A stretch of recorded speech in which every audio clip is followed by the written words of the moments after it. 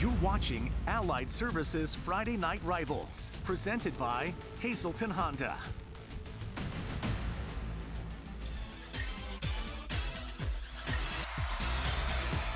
Welcome inside Veterans Memorial Stadium. We're in Scranton, Lackawanna County.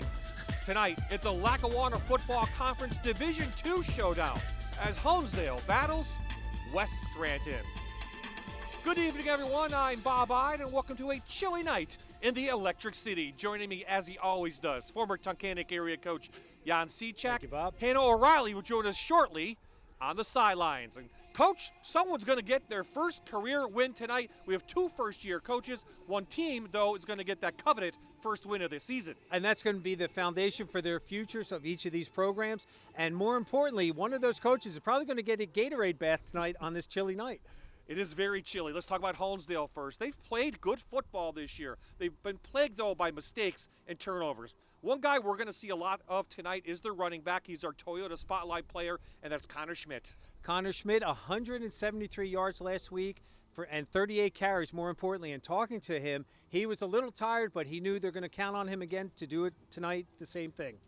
West Scranton was plagued by that injury bug before the season even started. They lost their starting quarterback, Caden Merrifield. They have a lot of injuries here tonight, so that means our other Toyota Spotlight player, Joe Harris, is going to see a lot of action. Joe Harris is their sophomore running back. He only has a little bit of yards this year, but he's as tough as they come here at Westside, and he's going to be doing punting. He plays outside linebacker for him. We're going to see a lot of Joey Harris this evening. Well, the rain has stopped, but there's still a chill in the air. Let's check in now on the weather with Allie Dubicki from the Fox 56 News, first at 10. Hey there, everybody. I'm Chief Meteorologist Allie Dubicki for your Friday Night Rivals forecast. As we head through the second half of our evening, we're expecting the sky to break partly cloudy to start at kickoff with temperatures in the upper 30s by halftime, looking clear with temperatures in the mid-30s for Honesdale versus West Scranton. Y'all, it's going to be very chilly out there, so make sure you bundle up. We'll talk more about what to expect at halftime, but for now, we'll send it over to the field. Thank you, Allie. It's the 19th meeting between the Hornets and the Invaders. Honesdale, though, has won the last two matchups. More importantly, someone's going to get the first win of the season. It's Honesdale and West Scranton next. You're watching Allied Services Friday Night Rivals on MyTV WQMY.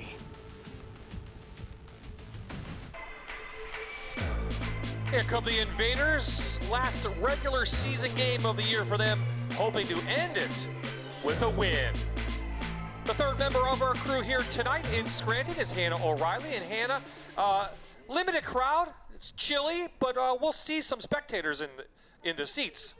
Well, Bob and Jan, I feel like a broken record at this point. Once again, they are cracking down on those guidelines. We are back at Scranton Memorial Stadium. We were here just a few weeks ago, and tonight, compared to them, I feel like I can count on two hands how many people are in the stands.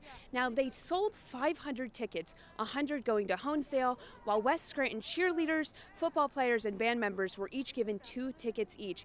You had to pre-order your ticket, and the school district is saying that if you're expecting to watch the game from the parking lot, you should probably make other arrangements.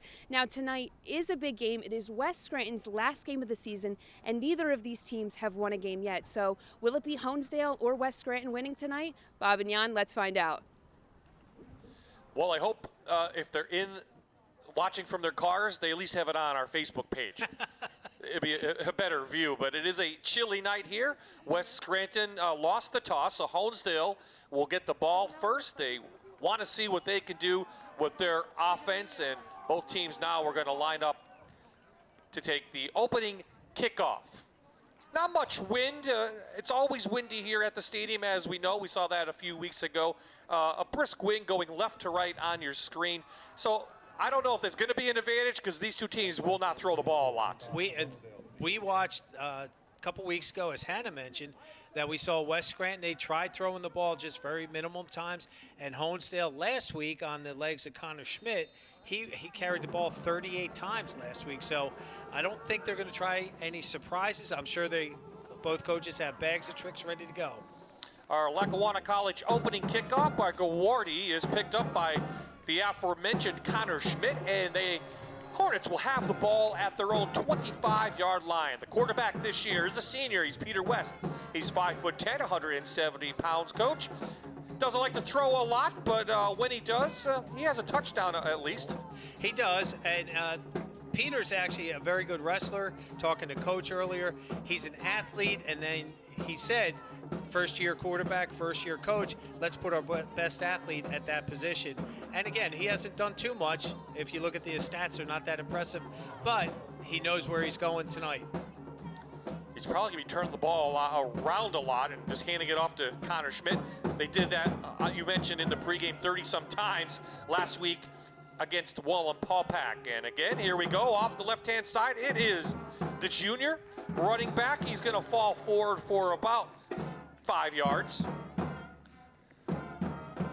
So here now the Hazleton Honda starters for the Hornets. It's Jake Orick, the fullback. He has 3 carries for 12 yards this year. The wide receivers, when they do throw, they watch number 28, Cage Southerton. He has 6 catches for 77 yards. And up front, they have 3 seniors on the offensive line. Joshua Clark is 6'4", 275. He's their one of the bigger linemen. Bennett is 280.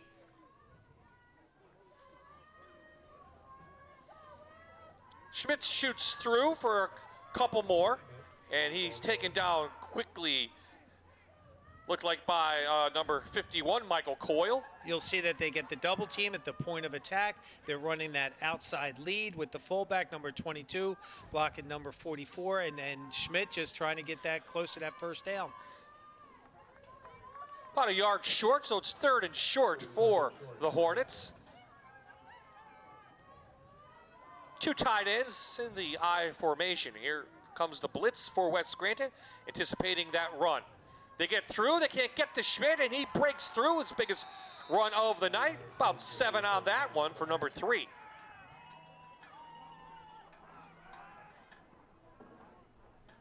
You'll see Sandoval in here. He just blitzes out weak side A. He almost took the handoff, but again, Schmidt got the ball, and more importantly, got Honesdale their first down.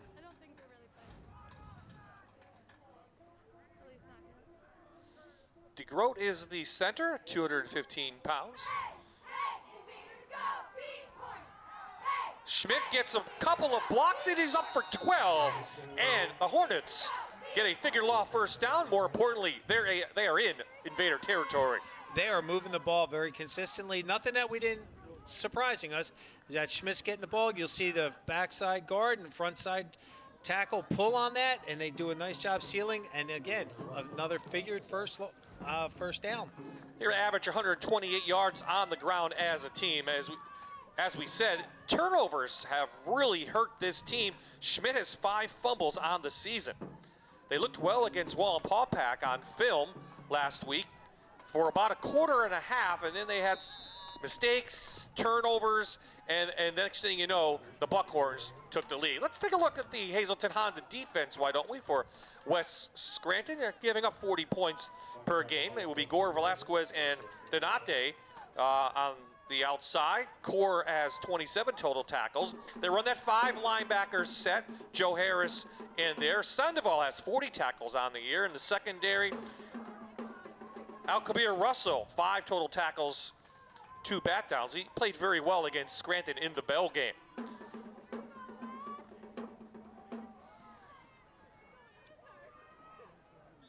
So Schmidt falls forward, just a couple on that, bring up 3rd and short, 3rd and long, I should say.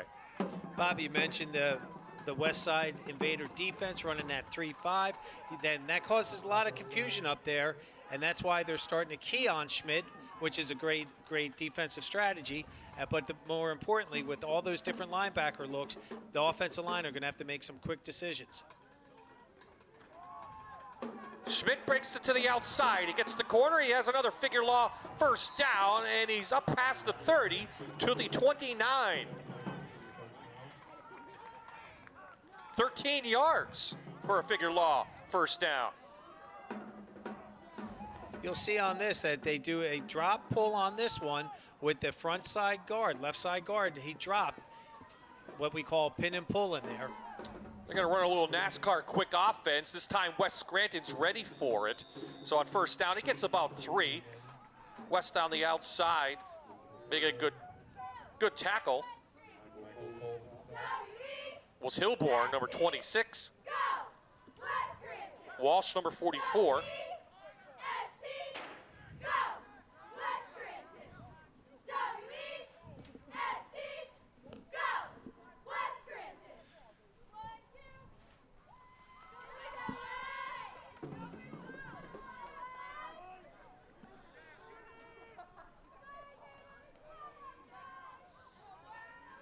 Clock still rolling here in the first quarter. We're scoreless.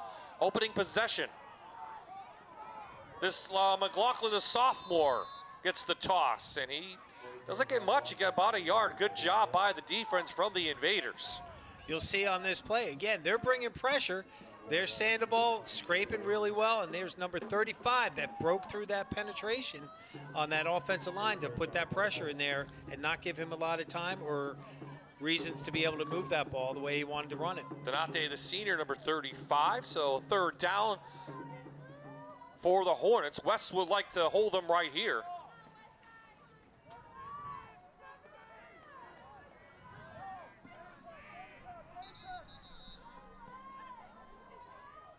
And we're going to have, I believe, a Honesdale timeout.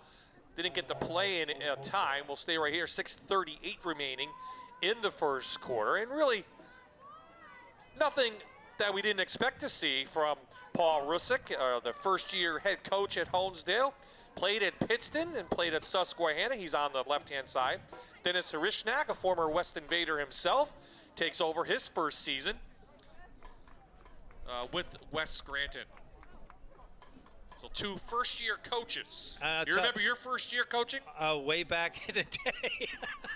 Yes, I do. Back in 89 was my coaching debut. But more importantly, these 2 coaches had to overcome that COVID coaching situation on top of the first-year jitters and everything else. And again, my hat's off to all the coaches, especially first-year guys trying to deal with the COVID. So after the Keystone College timeout, Honesdale has the play. Schmidt picks up a block. He picks up another figure law first down. And I believe Honesdale's inside the Allied Services red zone. They are at the 19-yard line. So Schmidt needed 7. I think he got 8 on that. And you'll see on this, they've broken out, and now what they're doing, Honesdale, I like his game plan tonight, Coach Russick's game plan. A little bit of inside, off tackle, outside. Nice block by Oric, the fullback. And quickly, Honesdale's up and at him. So they're running a little fast. No huddle.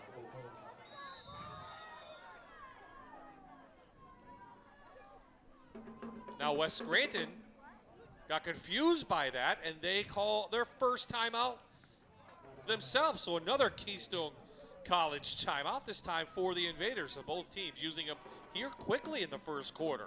Well, I think the West Side Invaders also had 12 guys on the field, and that 12th man was trying to get off before the snap, and Coach Harishnak very smartly calls timeout so he doesn't get assessed that penalty. So there's Honesdale. They average about 6.5 points per game. They did play well last week, I believe, against Wallenpaupack until, the Buckhorns pulled ahead 35-6 in the end. Against Western Wayne the week before, they lost 28-14, but they were only down 7 at the half.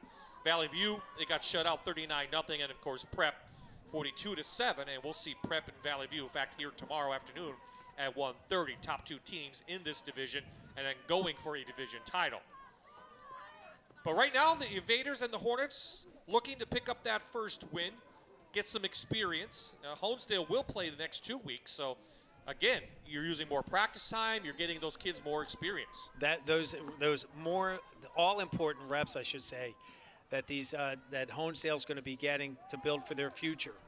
Sneak Oric in there from the fullback position. He falls through for about 5, 3rd and short on the way. Again, they're just going, I like that. Inside now, the fullback trap, trying to make sure that they can't key Schmidt the whole game. Trying to confuse the Invaders on defense.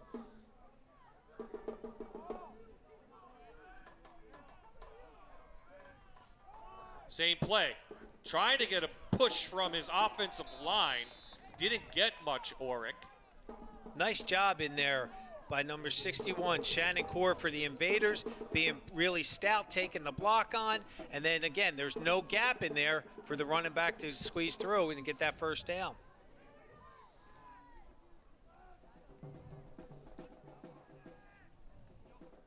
Tight end off the right-hand side. They'll run that way with Schmidt. He cuts it back.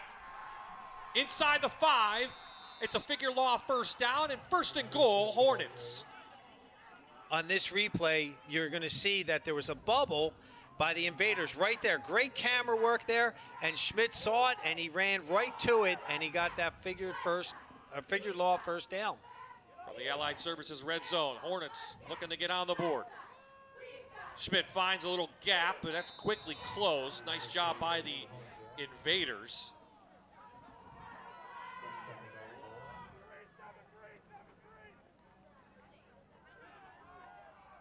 Honesdale, again, going with the no huddle, putting the Invaders on their heels. Fullback. It's a Hazelton Honda touchdown for the Honesdale Hornets. Jake Orick, his first touchdown of the season. You'll see this inside right now. They just go with that. They're going with that split look. Fullbacks going to the right, tailback went to the left. Again, the linebackers now don't know what to do because they're going to be keying on Schmidt. And again, Orick gets his first touchdown of the year. Bob, more importantly, they took 7 minutes and 37 seconds off the clock. I'm going to tell you another good stat as Hansen puts this one through, 4:23 remaining. We'll let you know how long this drive was after this.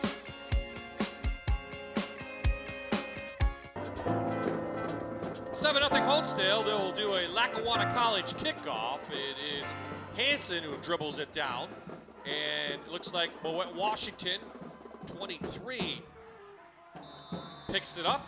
Honesdale's right there, and the Invaders will start at their 25-yard line. So we'll see the freshman quarterback again, Samson Repshis, 6 foot, 170 pounds. Has had some problems with the interceptions this year. And again, just 10 completions, but they don't throw a lot. They don't want him to make a lot of mistakes and put the ball in his hands. They don't want to put the game in his hands. They just want him to run their offense, be successful. Repshis is, again, a freshman, and he's only going to get better, and they're just going to have to be patient with the mistakes that he does make. West trailing, they will go to the air. They get it out, I believe, to Camden Wyatt, and Wyatt is up for a nice gain of 7. Talk about an easy completion. Get your confidence up to your quarterback. You just go with that quick out like that. And again, they've set themselves up now for second and medium. And that's a nice one to be able, as an offensive coordinator, to call your next play for a freshman quarterback in there. Yeah, the Invaders offense, as you might expect, 0-4. They don't put up big numbers, just 68 yards per game. They've had a lot of trouble with some of the better teams in this division. And the Hornets, big number 15, Sanderon, 6'5", 260, has his 27th tackle on the year, and that's a tackle for a loss. Sam Duran is the guy talking with Coach. Before the game, he felt that being as a first-year head coach, you're going to see they just go with that inside zone. And again, there he is, that big guy, 6'5", 260. Honesdale does something really nice up there with their kids. They always have big, strong kids. That they do.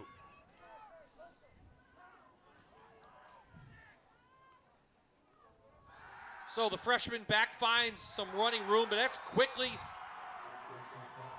taken down by the man, Duran again, the senior. Another loss. This one is going to go inside the 25, and here comes the Invaders punt team.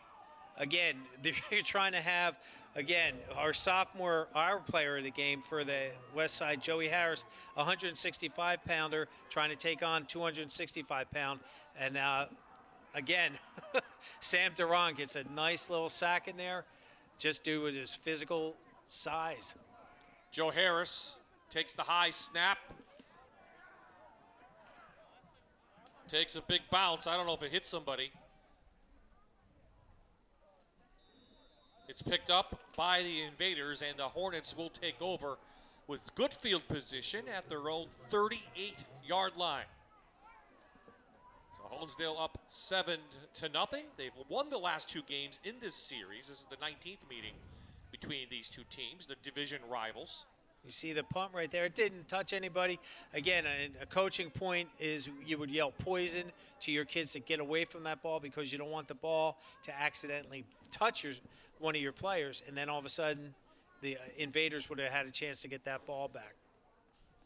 So Honesdale looked good, and we'll recap that drive about 2 minutes ago. 16 plays, 75 yards on Honesdale's opening possession.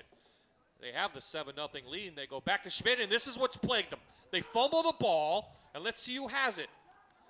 The Invaders have it. It's the 9th fumble of the season for the Hornets, and it costs them here.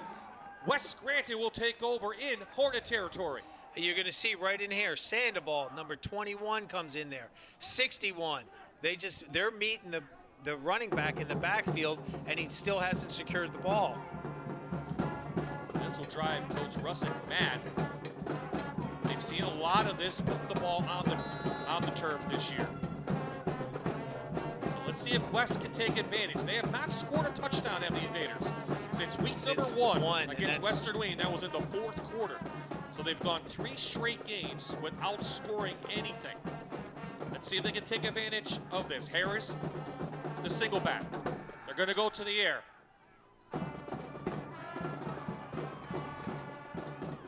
Repshus didn't see anybody and tiptoes down. He's going to actually end up with positive yardage up to the 35-yard line.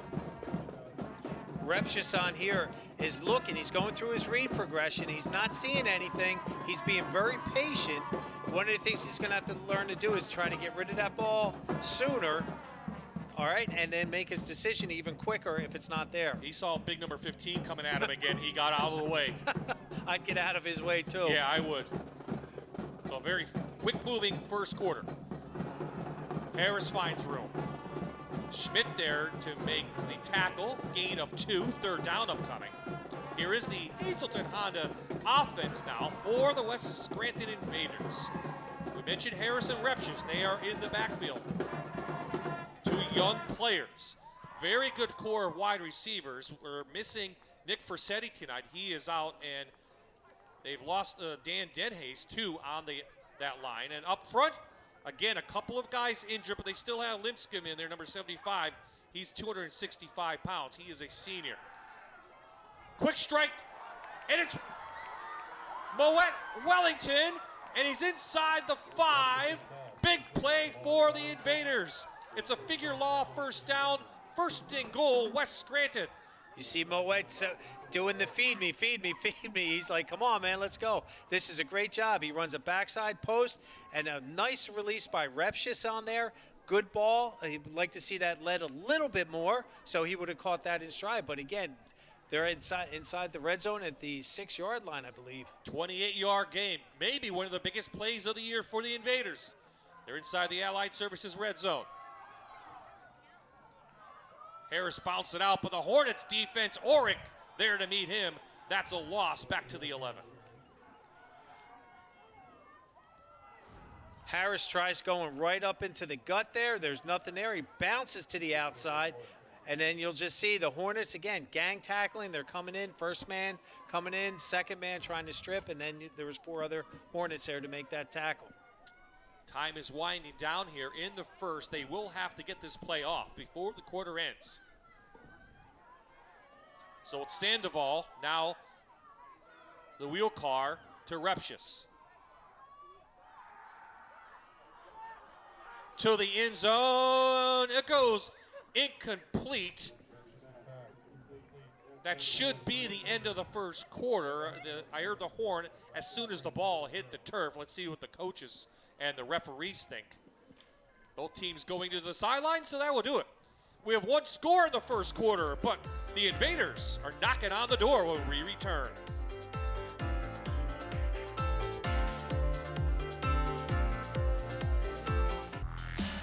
Welcome back. West has it, knocking on the door from the 8. Rep's just rolling. He'll tuck it. Puts his head down. He's up to the 1. And 2-yard line. It'll be 4th and goal from the 2.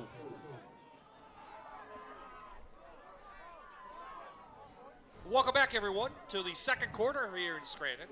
We'll take a replay. West knocking on the door, trying to tie this one up. The Hornets do a nice job with the secondary coverage there. There's nowhere for him to go. And again, Rep's just showing a lot of poise in there. And again, his toughness runs that ball down to the 2-yard line. So 4th down for West, trying to score their first touchdown in just over 3 weeks.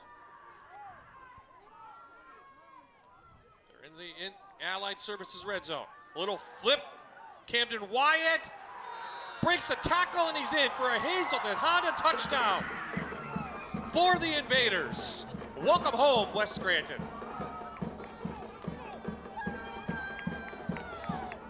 They just go with that little flip inside. It's a variation of the speed sweep. And again, nice effort. Gets that ball in there. We got ourselves a game, Bob. Wyatt, his first touchdown on the year, a little flip pass. And Guardi in for a rare extra point. It is up and no good, wide to the left. So West converts the Honesdale fumble into points. They trail now 7-6. Nice little drive put on by the Invaders. The big play, Rep just to Wellington for 28 yards through the air. To get them into the red zone there, and then they capitalized on it.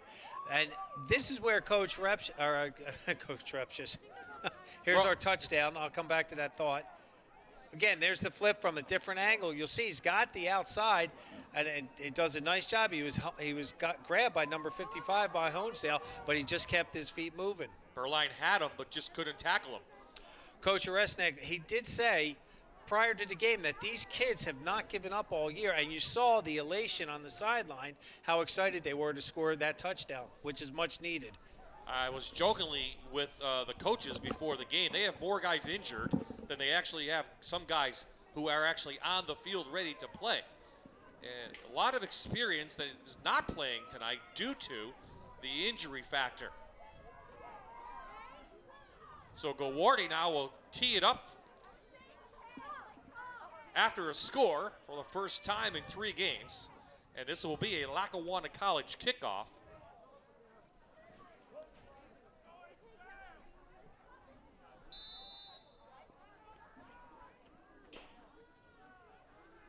Schmidt and McLaughlin back to receive.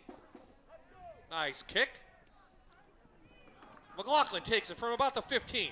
He has room to the outside. He's quick, and he speeds up past the 40 to the 42.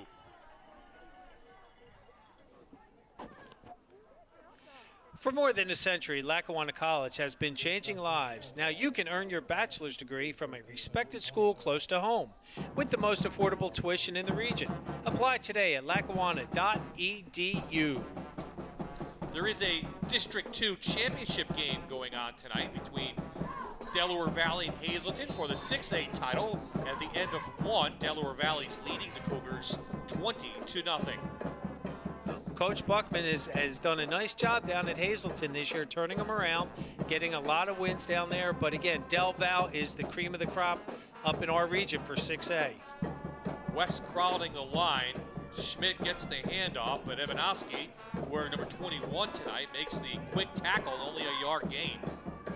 West now starting to key on that run game. Well, it's not hard to figure that out as a defensive coordinator. Right now, Honesdale is doing what we call a Bob, big on big. That's man on man. And again, big John Velasquez up there, the junior, does a nice job stoning them at the line, allowing the linebackers to do their job like Evanowski. West going to try to get it through the air. That's Peter West, I should say, and not West Scranton. The quarterback from Honesdale, Peter West, he throws it down, trying to get it out to Faithful downfield, and goes incomplete. 3rd and long now coming up. Well, Bob, you had mentioned that they're starting to key on Schmidt now, so they're going to have to try to open up their offensive a little bit more, try to maybe hit the fullback, maybe do some speed sweeps with their receiver core. And again, they do have some size out there, and they're going to try to throw that ball downtown.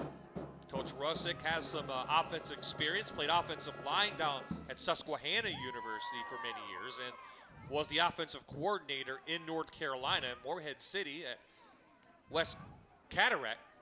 So he knows how to call the games. Calls Schmidt's number again. Nice tackle by Evanoski, trips him up, and this should force Honesdale to punt. Well, the West Side Invaders, they have settled their defense down. Their game plan was simple. Let's stop number 3, and they've done that. You see 65 pulling, but again, now he bounced into his own teammate there, number 75. They've got to start blocking their assignments a lot better, especially when they're wearing the black jerseys that West Side has. They're easy targets to find. So Winters on for his first punt. Nice job by the Invader defense. Big rush put on. I don't know if someone might have got a hand on it, Coach. It looked it because, again, that's... An Invader picks it up, but it'll be down right there. But West Scranton will have good field position near the 46-yard line. Now trailing, but just one. Let's check out some keys to the game, Coach, as we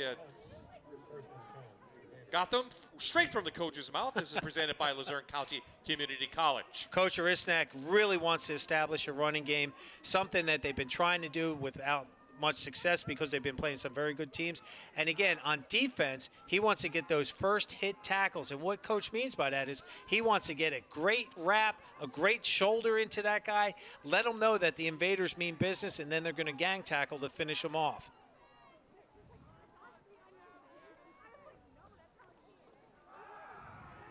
Harris taken down by our player of the game so far, and that's Sam Duran, the 260-pound beast. He really is tearing it up there.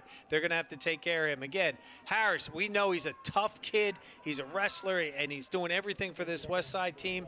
Again, but he needs help from that offensive line so he can establish that run game for Coach Horisnack. Well, Honesdale's defense comes in giving up 266 yards per game, 168 on the ground. So far, though, West has not been able to get that running game going. Repshis fires it just behind Evanoski. He had him inside Hornet territory, but it goes incomplete. Now, on this play here, the offensive line does a great job. They give Repshis a lot of time. He's looking at his progression. Look at him. He's going through. He's got a little bit of happy feet. Get your feet planted. I'm sure his quarterback coach has told him that. You'll be able to throw that ball really on a nice tight line next time. You want to stop number 15. We'll put 75 on him. Lipscomb is 6'1", 265. So you got and we saw him, two heavyweights going at it. And we saw him against Scranton at the Bell game. He did a tremendous job for the West Side Invaders all day. Fake the reverse Sandoval. He finds no running room. He's going the wrong way. They lose yardage. Faithful up for the stop, and here come the Invader team now to punt. So here they come. They go with just that outside zone. And again, look at number 11 does a nice job coming up from his outside linebacker position. Number 10. Oh, it's 10? Yeah. Thank you, Bob. 10, 11. Whatever it takes. Yeah. Harris on the punt, high snap. Good kick. Going to be down at the 33-yard line. And West Scranton's offense now coming on, and they will take over. So let's see some keys to the game for the Hornets now. Well, Coach Rusnick wants to win that turnover battle. He's already -1. And he wants to limit those mistakes right there. And he was talking about, I asked him specifically what mistakes, and he said the mental mistakes that occur when the offensive line jump or when the offensive line, they don't make the proper call. So, again, a young team, first-year coaches trying to implement their systems and their fundamentals that they want to try to get these kids to buy into. And sometimes it takes a long time. We have a flag on the play, and they're coming over to talk to Coach Rusick right now. We went through almost a quarter and a quarter, and no flags. So our referee tonight is Chris Bonafede. It's a Lackawanna football crew. They're discussing it with the Honesdale coach. Let's see what this one is. This may be a repunt. We'll get the call. You got to watch that field judge, Paul Grabowski. A hold. And I'm teasing about Coach. Dennis. I'm teasing about Paul Grabowski. He was an assistant coach for me at Tunkhannock. Okay. We have a great rapport. So if there's I'm not casting dispersions at the officials. He coached at Tunkhannock. Now he's a referee. What's that tell you? Well, he couldn't take me anymore. He actually is still. He's a junior high During coach. the return, holding, black 35, 10 yards from the end of the run, first down white. So that will help Honesdale. That should take them into West Side territory. So they didn't mark the penalty off. Honesdale's ready to go. They're like, let's go. Did they mark the penalty off? I don't think so. I thought, yeah. No, they were down at the 32. No, they did. They did? They did. So from the 42, Honesdale has it. Toss to Schmidt. Good job by Wyatt coming up from his safety position to limit Schmidt to just about 2 yards. It's a great job reading that. He comes screaming down from his free safety on that. Good job up front getting that outside seal block for Schmidt to try to get out there. But you see how quickly he came down. He pulled the trigger, as we call it, and he dropped him for just a short gain.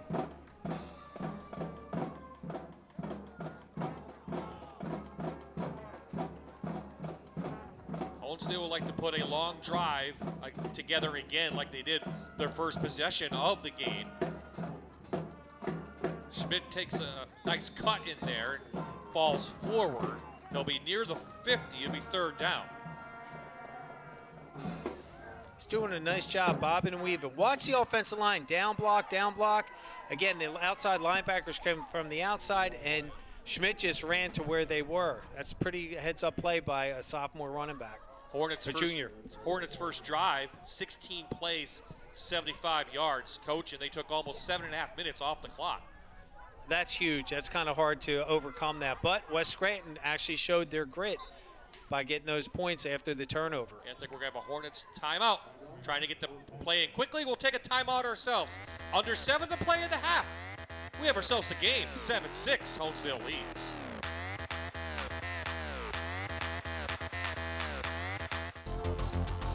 We're back inside the Electric City in Scranton at Veterans Memorial Stadium. Honesdale and West Scranton. Honesdale has the ball. They lead by 1. West to the air. He has an open receiver, but he missed Carmody, Brady Carmody, the tight end. He was wide open. They went with that double tight, or what we call a flanker formation. They brought the motion guy across to bring the safety out. They do a nice job with the play action. He was beat. He had him beat. Just again, he's got to run a better route, and that ball's got to be thrown to him. Offense stays on in 4th down. Coach Russ, went for it a couple times last week against Wallenpaupack. He's going to roll the dice here just near the 50-yard line.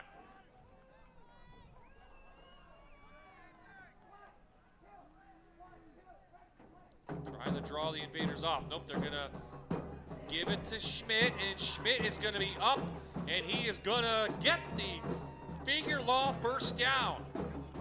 Good push from the offensive line.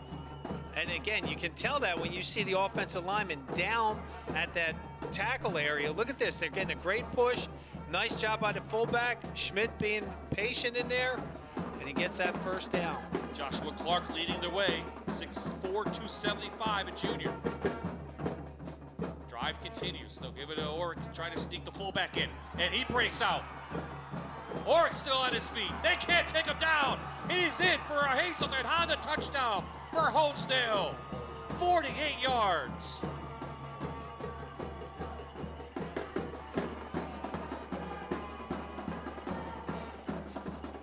Second touchdown of the night for the 5'8" senior. Look at this. They do a nice job. They come back with that fullback dive, and he just does. Watch his hands right here. He'll double. He was bobbling, and he put 2 hands on the ball. And for whatever reason, there were 2 invaders there. They just didn't take him down.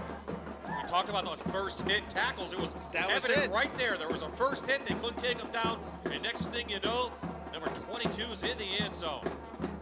So Hanson on for the extra point.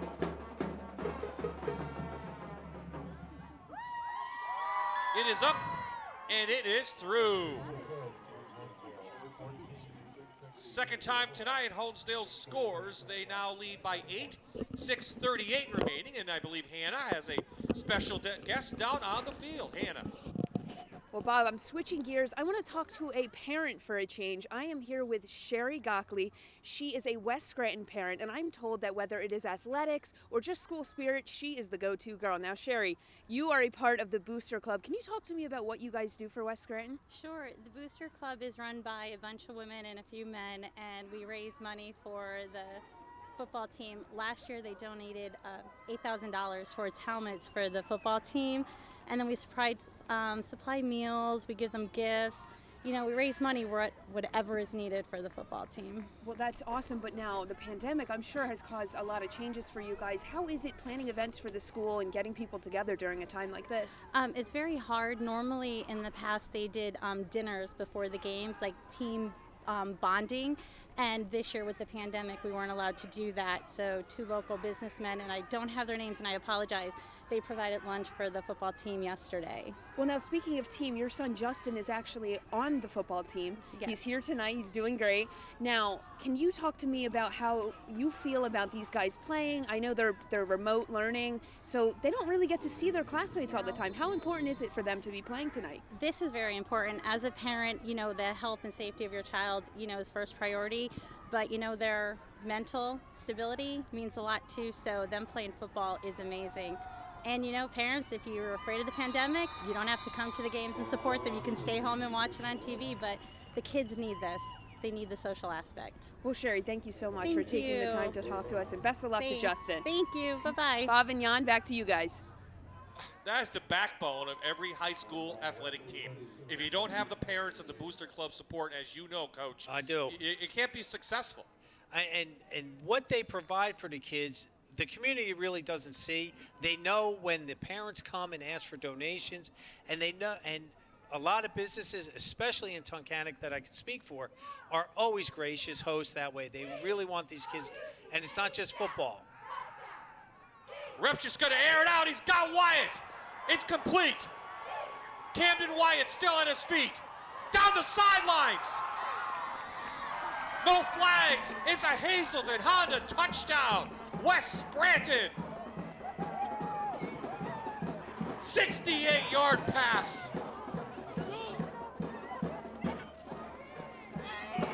Nice pass by the freshman. And they get their second touchdown of the game. That offensive line gave him the time, and he throws a beautiful ball right down there. Look at this. Right in. He beats the defenders, and he keeps going. Good ball placement to the outside arm, and he just does a nice job with that burst in there, keeping along the sideline for that second touchdown to close the gap. It goes in the books. It's Repchus' second touchdown because that little flip is considered a forward pass. So they'll go for 2. West trying to tie this one up. They're going to call timeout. They want to get the right play in. They didn't have it. So we'll stay right here. Maybe we can take a look at that one again. But, you know, that's how you draw it up. And but that gives them a lot of confidence. It certainly, well, that first touchdown, they knew now they can score. And then there's pressure coming. And Repchus does a nice job staying in the pocket, gets his man downtown, and we got ourselves a real close ball game right now. And Coach Honesdale right now really smartly called timeout. There's no reason to rush this. Let's make sure we get this call right. So Wyatt, a junior, he'll be back next year. Repchus just a freshman, Harris a sophomore. You know, so maybe West can turn this around going into next season. They get a full practice, and boy, yes, my friend, take a break. You need it. Get some water. And great run. And it is. But one thing that people don't understand, when it gets this cold out, it's a whole different lung atmosphere on you because you get a little bit of that burning in there because you're not used to the cold air. So congratulations. That was a great catch and run. What a great response from the Invaders, though. Like the play call. Let your freshman, he's got a strong arm. Give him some confidence. Now they'll go for 2.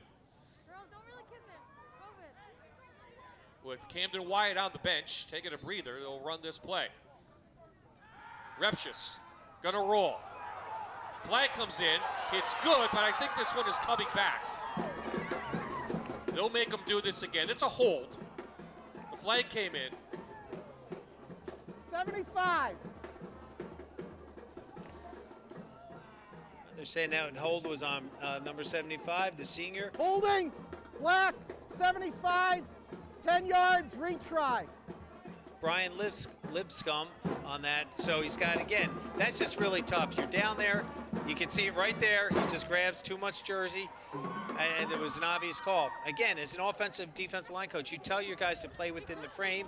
That one was behind, and it was just really obvious. If he let go, he still might have scored. So, yeah, but that's tough. it is what it was. It is what it is, as they say. Okay. So and now, go ahead. No, I was going to say the official was right there. So the 2-point conversion now will take place from the 18-yard line. So it's even longer now, bigger play. So Repchis is back. They're going to air it to the end zone. And I think, do we have a flag? Yep, we have a penalty interference in the end zone. Moet Wellington is down. I think he's just taking a breather. And now this will help West even closer. Deja vu. We're going right back to where we started, I believe.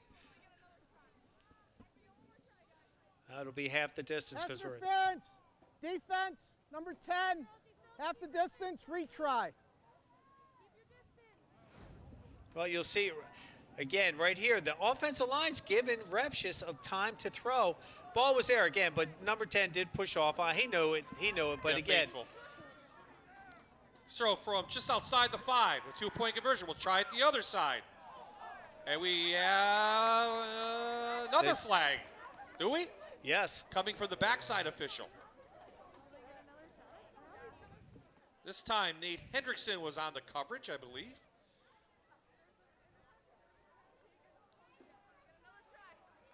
Pass interference. Defense. Number 27. Half the distance. Retry. We're getting closer now to the 3. And you'll see on this, you'll see that there was collision and contact when the ball was in the air. And again, that's got to be the offensive player has to have a chance to get to the ball. Russell there trying to pull it in. So let's see now what West has for this third try at a 2-point conversion. Fake it to Harris. Reps just keeps it. And I don't think he got in. I think his knee and the ball. Oh, they're going to say he did. To say that 2-point conversion was in, it was pretty close. No replay. It counts. We're tied at 14.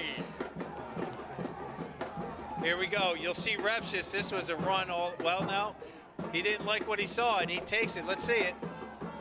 He's reaching. Yeah, oh, the ball's in. He reached it out. Smart play. My mistake. Repchis is fired up there. Bob, we said we have 2 teams that are 0-4, and we were hoping for a great game, and we've got one here at Memorial Stadium in Scranton. Yes, we do. Both teams want to get that win. West, of course, this is their last game. Scranton's last game tonight as well. They are up at Wallenpaupack.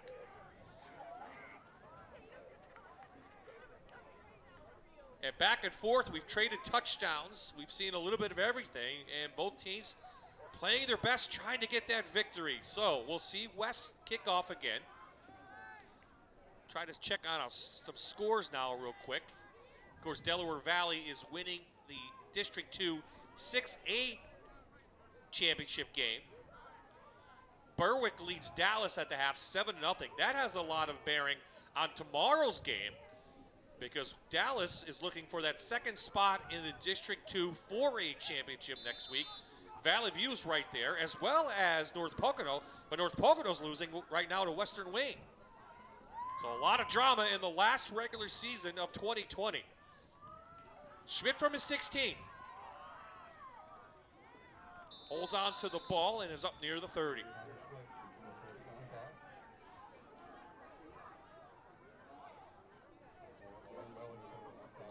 And we wouldn't have that drama this year if they weren't on the field. and that's the first thing, yes. right, this year, was just getting back on the field, doing it safely. Yes, there have been challenges. Oh, We've big seen time. that. We were supposed to be in Mid-Valley tonight. Montrose had to cancel because of COVID-19. Just this whole season, and we talk about normalcy, and this is what's normal for football on Friday nights. Schmidt's still moving and pushing, and next thing you know, he falls forward. He's picked up about 6. Well, they just go inside with that. You'll see it on the replay here. Great We have job. a fumble. The ball came out, and West has it. Well, we'll see this on the replay. They may have just taken it away from him. There it is. It's on the Yep. ground. They didn't. The no whistle. He was still moving He was forward. still moving. Yeah. So another fumble from the Hornets, and this time the Invaders have it at their own 33-yard line. We talked about the problems Connor Schmidt has been having holding on to the ball this year. He's been part of the 2 turnovers tonight for Honesdale. Well, let's hope their defense can kind of resist and not allow them to get any points off of this turnover. Well, we did it once. Let's try it again. And it's caught by Russell at the 5, making the 4-yard line. First and goal, West Scranton. It's a figure law first down. Reps just does a tremendous job in here getting that ball, but the receiver, more importantly, does a nice job. He saw where the defender was and stopped. Reps just saw it, and he threw it to the inside. Receiver goes there, jumps up, makes a great reception, sets them up at the 4-yard line. Well, they obviously have found something they think is going to work. 29 yards. Throw the ball up and let your receivers take it in. Harris twisting. There's the ball on the turf again. It's picked up by Honesdale, and they bring it out. So Harris coughs it up. Hornets take advantage, and they get it right back. That was number 11, Jake Mundy, the outside linebacker on the recovery there. Good heads-up play. But you see number 15 says, hello, Mr. Repshis. Don't forget about me. Again, nice first hit in there. You'll see the strip on 55 does that nice job pulling it out. Jacob Burline in there pulls that out. And number 11, Jake Mundy for the recovery. How do you combat that as a coach? And how do you tell the guys to hold the ball? Well, you're going to tell them point to point. You got to get 2 points of contact on there. One thing, I had that 1 year, 3 or 4 years ago with one of my running backs, and I asked his teachers if it was okay for him to carry the ball around in school. Really? Yeah, and all the teachers were really good with that. And it was only, they knew that during class it wasn't a toy, but they had to walk around with it, and it seemed to help. But I think mentally, when you have a young kids playing football, they make that mistake, they can't let it go, and that's the biggest problem. They can't let things go like that because they dwell on it. 3 turnovers tonight. 2 by Honesdale, 1 now by West Scranton. Orrick's got a couple more carries than he normally does. He shoots it outside, picks up a couple more yards. And Orrick, a senior, he only carried the ball 3 times coming in. I think he already has 4 carries. He does, and they have him at the tailback position right now. Probably giving Schmidt a well-deserved break. Coach probably saying, look, relax, just play the game. Security, cover the points of the ball up. So Schmidt's out of the game, number 3. And Orrick is back there, and they're going to be close to a figure law first down. I think Honesdale has it. They'll move the chains.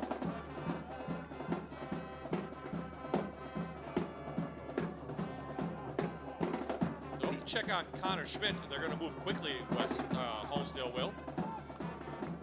West barely gets off their 12th player. Ivanovsky on the bottom.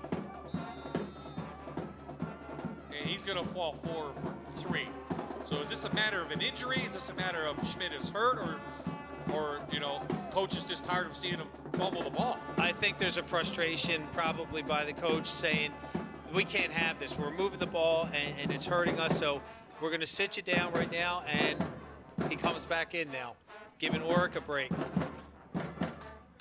But it's also a confidence thing with 17-year-old kids. Oh, big time. And you want to keep feeding, especially an underclassman. Keep feeding them, tell them it's all right, but sometimes it gets really frustrating when you keep getting turnovers like that. They'll give it to Schmidt. He gets to the outside, still on his feet, and he almost broke it.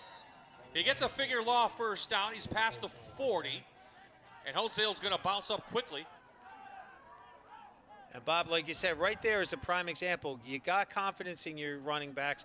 Give them the ball. He's saying, now Schmidt's saying, look, coach, I can do this, I can do this, I can do this, and he gets them a nice first down. His longest run of the night, 17 yards.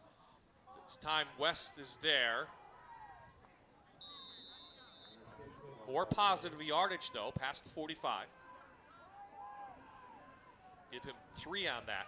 And we have an injured Invader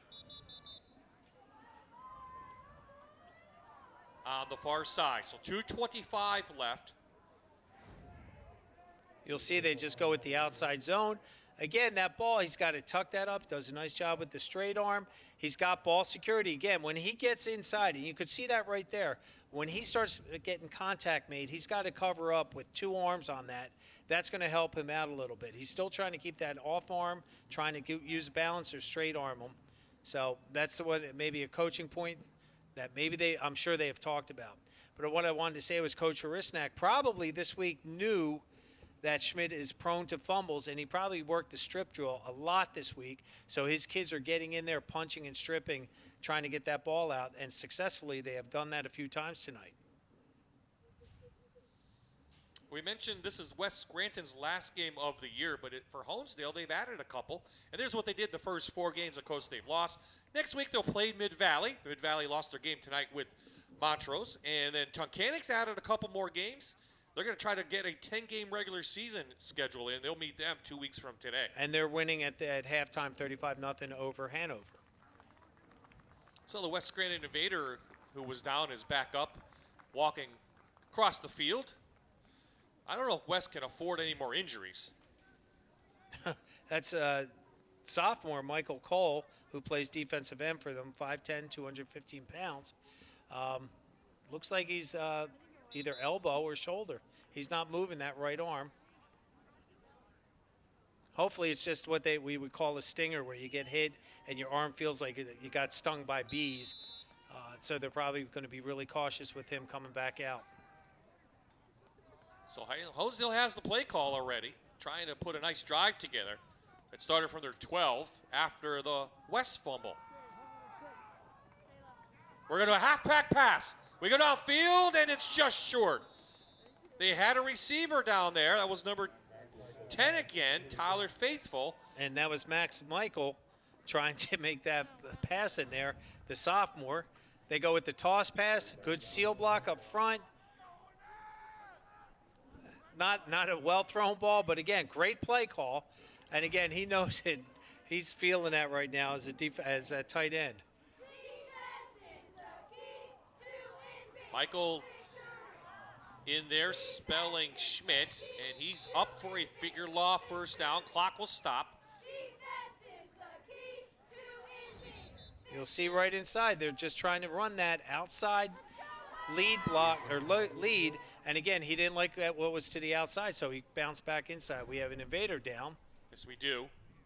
Now this is number 61, Shannon Core, still down.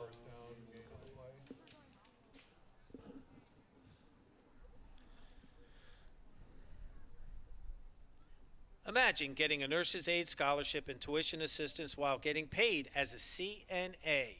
Allied Services has excellent career opportunities for RNs, LPNs, and CNAs. Visit allied-services.org/careers today. Bob I, Jan Cichak, and Hannah O'Reilly here inside the Electric City. We're at Veterans Memorial Stadium in Scranton. We've had a couple of injuries from the Invaders the last couple of plays.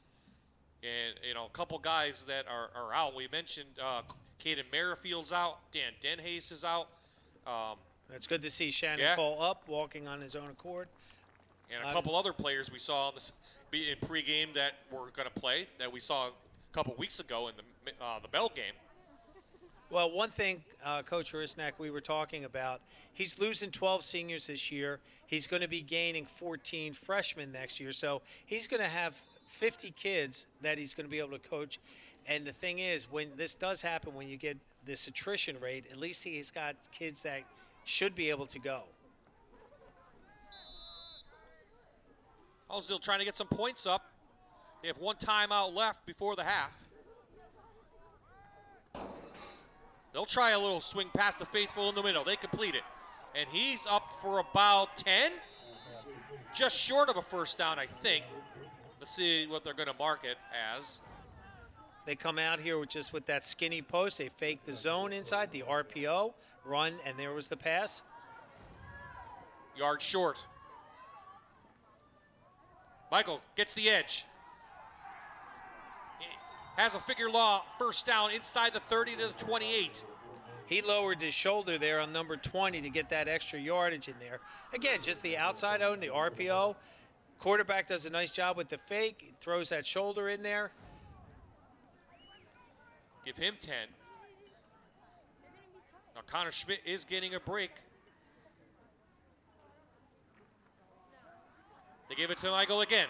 He finds room, cuts it back, and he is inside the Allied Services red zone. Up to the 12.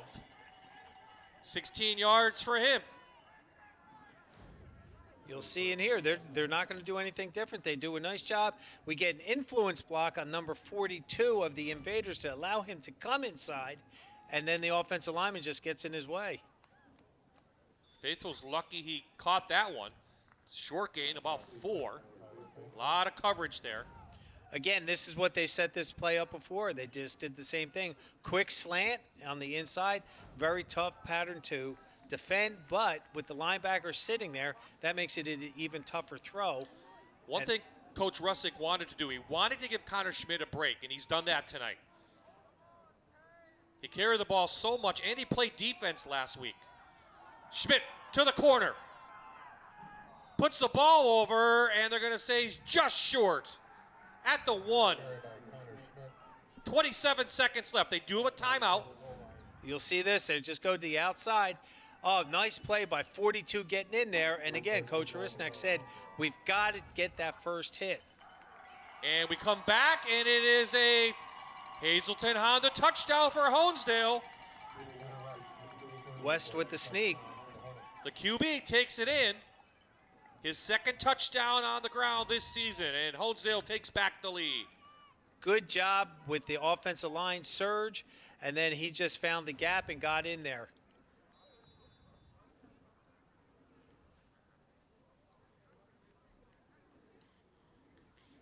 Another long drive for Honesdale. This one is 15 plays, Coach, 88 yards.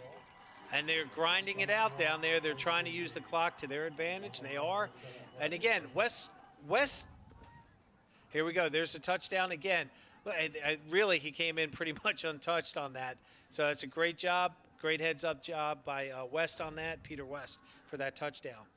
And a nice job by the offensive line from Honesdale that whole drive. They did. They took control, and we've said this for as long as I've worked with you, Bob. We always say, the offense will go as the offensive line does. And that series, they drove down. They felt the urgency. But West Side right now, I'm sure they're not panicking because they know they're going to get the ball back to start the second half, and they've had success in the air. Now they just got to get that run game going. Coming up, a Toyota halftime report. We'll check in on the Fox 56 News, first at 10, coming up at 10 o'clock on Fox 56. Hannah O'Reilly has an interview with our friends from Allied Services. Coach and I will be back with some stats and highlights from a very entertaining and well-played first half by both teams. That's coming up on the Toyota Halftime Report.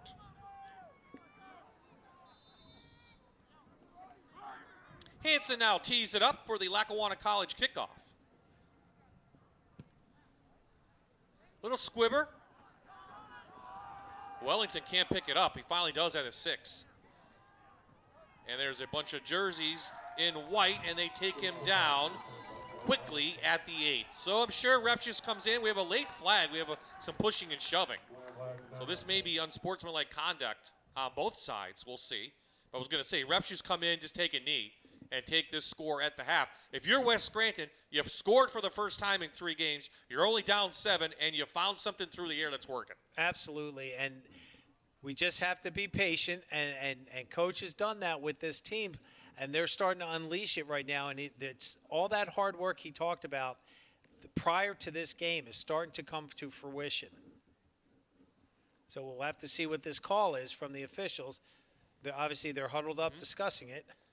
Give you a quick score in the District 2 6A championship game. Delaware Valley leads Hazelton 34-14. They're about 47 seconds from the half up in Milford. So state playoffs, a little bit different this year. Going to try to get everything done for the state championships over Thanksgiving weekend. They're going to play 3 games on Friday and 3 championship games on Saturday. I expect some of our local teams from District 4, 11, and District 2 that we cover will be in Hershey this year. It would be another great showing like it was last year with Dallas, Wyoming area, obviously winning, Southern Columbia obviously winning another title. So I think the same teams are going to be hopefully down that way. We know Southern Columbia will be. Dead ball, personal foul, white, 84, 15 yards from the end of the return, first down black. You give them 15 yards, do you put it up in the air? If you're West? Why not? It's their last game. That's what I mean. Yeah, it's their last, and they know they feel the confidence. They've had success in the air. They've got 1 timeout left, so again, Repshis has been given the time to throw, so why not? Russell and Wellington in there as the wide receivers, along with Evanowski in the slot. They're going to go for it. Put it up in the air, over the middle, and it is tipped, and luckily, Russell tipped it, or that might have been an INT. The Hornets were playing a deep cover 2 on this because they knew the 2 safeties were back 15 yards. Repshis, again, clean that ball up a little bit. Wellington just got a hand on it. Just tipped that, yeah. Faithful was there, and he had a bunch of blockers. That's the downfall of the whole thing. You don't want to turn it over and then get a pick 6. Right. Let's try it again. Will they just hand this one off? 4-man rush by Honesdale. They will not. Going to air it out to the side. And it's in and out of the hands of Wellington. And he comes down hard on his hand. He bounces back up. Repshis, a perfectly thrown ball. Time sets his feet, good arm. Look at that, nice tight spiral. That was there, that should have been caught. Well, one guy we don't see in there is Camden Wyatt, the junior who has 2 touchdowns tonight. He is sitting on the bench right now with his helmet, and it's off. So I don't know if he was banged up or out of breath, but he has not been in there. Coach Arisnak is really, I like this, that he's going for it. I mean, they only have 1 half in 6.8 seconds to go. Hand it off. Harris holds on to the ball, and that will do it. So the first half is in the books here in this Lackawanna Football Conference Division II matchup, and it's the Hornets who lead by 7 over the Invaders. Our Toyota halftime report is on the way. Jan and I will be back with some highlights just a little while. You're watching Allied Services Friday Night Rivals on MyTV WQMY. It's halftime here at Friday Night Rivals, and we have stopped by Allied Services to talk to CEO and President Bill Conaboy. Bill, thanks for joining us. Thank you, Hannah. Now, Allied Services, you guys are a big name in the community. You're one of the top employers in this area. Can you explain to some of our viewers who might not know, what is Allied Services? Yes, I can. Thank you very much. Allied Services is a regional post-acute healthcare system. We do business in about 25 counties here in Northeast and Central Pennsylvania. We have 2 inpatient rehab hospitals. We have several skilled nursing facilities, personal care homes. We do home health, we do in-home, we do hospice, we do mental health, behavioral health, we have a vocational training center, etc. We do everything that's in the post-acute care arena of healthcare. Now, some of your employees have worked here 30, 40, almost 50 years. What would you say makes Allied Services a great place to work? Yes, we have, as you said earlier, we are one of the largest employers here in the region. We have just about 4,000 employees. And I'm here myself almost 30 years, and I'm still considered a new guy. So I'd like to think that it's the atmosphere, the collegiality that we have here at Allied Services. People genuinely care about each other.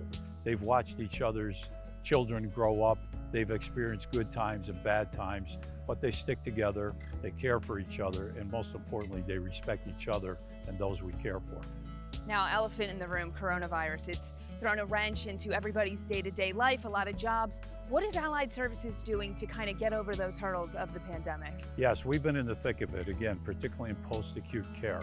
People come to us from acute care hospitals. And of course, this has been part of the problem with the spread of COVID-19. So we've been in the thick of it. We've had many, many cases. And we've been at the front line with PPE, personal protective equipment for our employees, screening, etc., separating people. And we've done a lot. We're very proud of the work that we've done. We've brought many people from the beginning through successfully coming out of COVID-19. So we're in the thick of it. The storm is kind of quiet right now. We're hoping there's not a resurgence in our area, but we're very proud of the work we've done. So whether it is injury or an illness, Allied Services is always helping people get back on their feet, and we want to thank you guys for what you've done in the community. Thank you. We're honored to do the work we do in our community. Thank you, and thanks for being here. Thank you.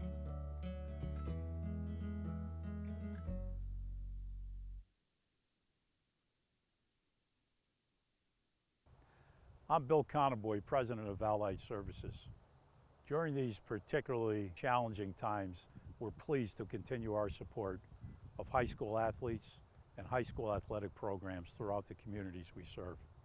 We also honor our employees and all frontline workers who have held the line and stayed the course throughout this pandemic. Thank you.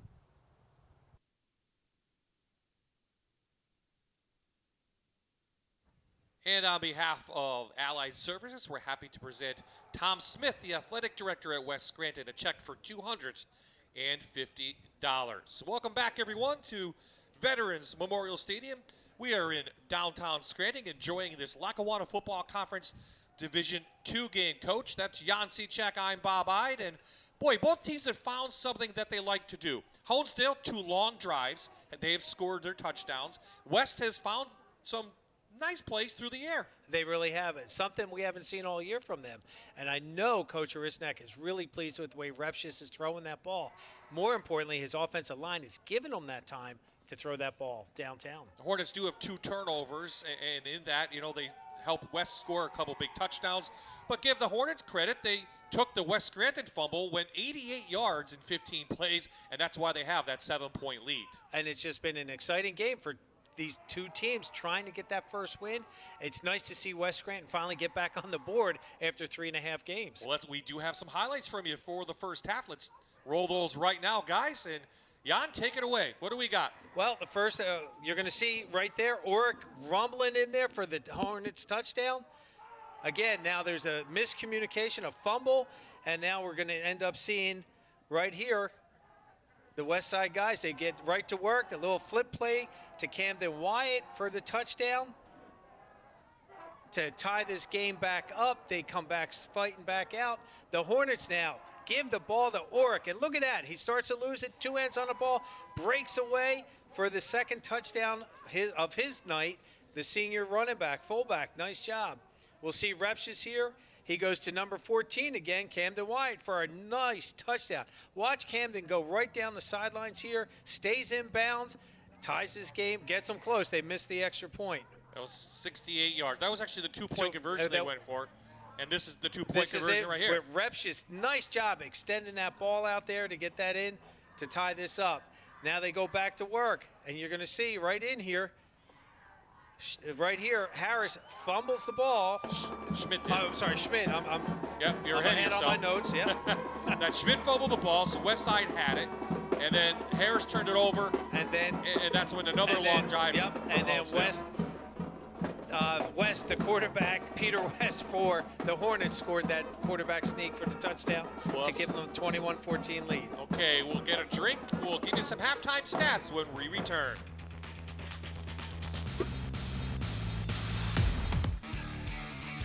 (21-14) our score between Honesdale and West Scranton. Some stats from the first half. Coaching, as you might expect, probably their best outputs of the season as the 2 0-4 teams go at it.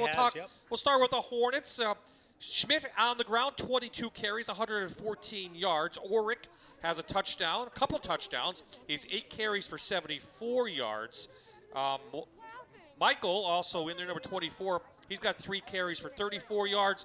Total output for the Hornets in that first half, 239 yards. On the opposite side, the rushing not the best for West Scranton. They only have 18 yards on the ground, but through the air, they have 98 yards. They've been very successful. And Repchus is 3 of 8 for those 98 yards and 2 touchdowns. So West will get the ball in the second half, and I don't think you change much. I think you stick with that passing game until Honesdale can stop it. Absolutely, and they will try to keep them honest. They're going to try to establish some type of run game, but now their confidence is in their passing game. And I don't think Coach Risnack really thought, hey, we're going to be a run-and-shoot kind of offense, but if it's working, and they're going to try to work hard to get that first victory. We'll have to check on the status of Camden Wyatt. He looks on the sidelines, ready to go, number 14. He has 2 touchdowns through the air for the West Scranton Invaders. And Wellington and Russell also playing well from their wide receiver position. I saw at halftime, number 75 for Honesdale, Jeff Johnson, being tended to. So I'm wondering what happened to him. So hopefully he's good to go. There is Camden Wyatt, the 6-foot junior. Back up and ready for the second half. I'm sure he'll be in there momentarily. Looks like he's trying to bust a move on the sideline there with his dance moves. I think he's trying to stay warm, to be honest with you. It's a little chilly out tonight. Coldest night of the year. Wind blowing. Looks like from the left, from the right. Not with the force as it did before. No. And I say force, 5 miles an hour, but. Well, when you look at the flags at the top of the uprights, they're really not moving too much, which is pretty important, especially when it's going to come down to an extra point. And a full moon overhead as we get ready for Halloween. Did you decide on a costume yet for yourself? I can't tell you. It's going to be a surprise. Yeah, I don't. We'll see that.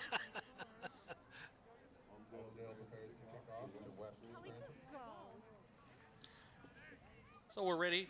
Brady Hansen, the senior, teeing up the Lackawanna College kickoff. We'll get this second half underway with the Invaders getting the ball. Both teams, again, looking for their first win on the season. And the second half, third quarter underway here in Scranton. Taken by Wellington from just outside his 20. Takes a big hit by number 11, Jake Mundy, the sophomore. Both guys get up, and they'll have the ball just outside the 35. So let's see what we have in store for the Invaders in the second half. Take a look at the kickoff first. Watch, he lowers the boom on this. Again, now if number 11, if Mundy wouldn't have stopped his feet, he probably would have really punished Moet on that.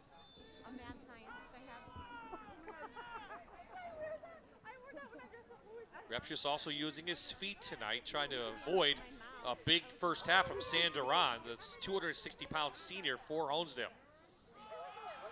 Here comes the reverse. They have room. This is Russell. Alkabir Russell up inside Hornet territory to the 38-yard line.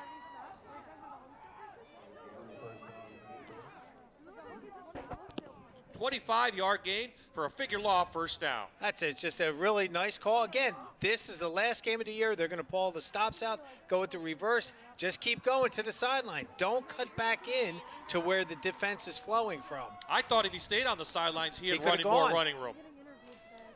But still a positive play for the Invaders.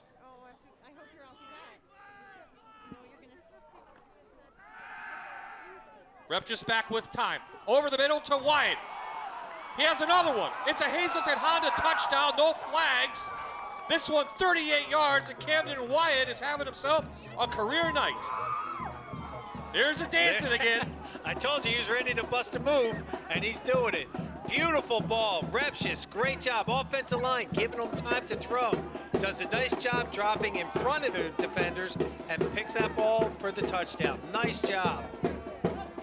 Honesdale has not made any adjustments in their secondary. Gawardian for the extra point. High snap, it's a high kick, and it's gonna fade to the left. So there's Camden Wyatt, his third touchdown through the air. Yes, sir, you do have 3. Nice crowd on hand here. Let's look at it again. That got Westside back into this game. Short amount of time taken off the clock. Beautiful ball, great protection, and nice job. Again, number 14, just pulling that in, Camden Wyatt. What does Honesdale now have to do in that secondary? Bob, you just alluded to it. They've got to make that adjustment in the secondary. For whatever reason, they have 2 guys there, but they're not breaking the cushion. They've got to get tighter coverage on them, and I think the free safety should stay in the middle third of his field, so that would have taken that away on that post pattern.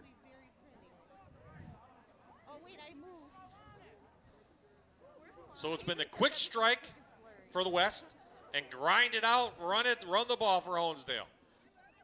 Both have been successful here tonight. And Coach Rishnak actually talked to Hannah at halftime. And what adjustments did he have to say, Hannah?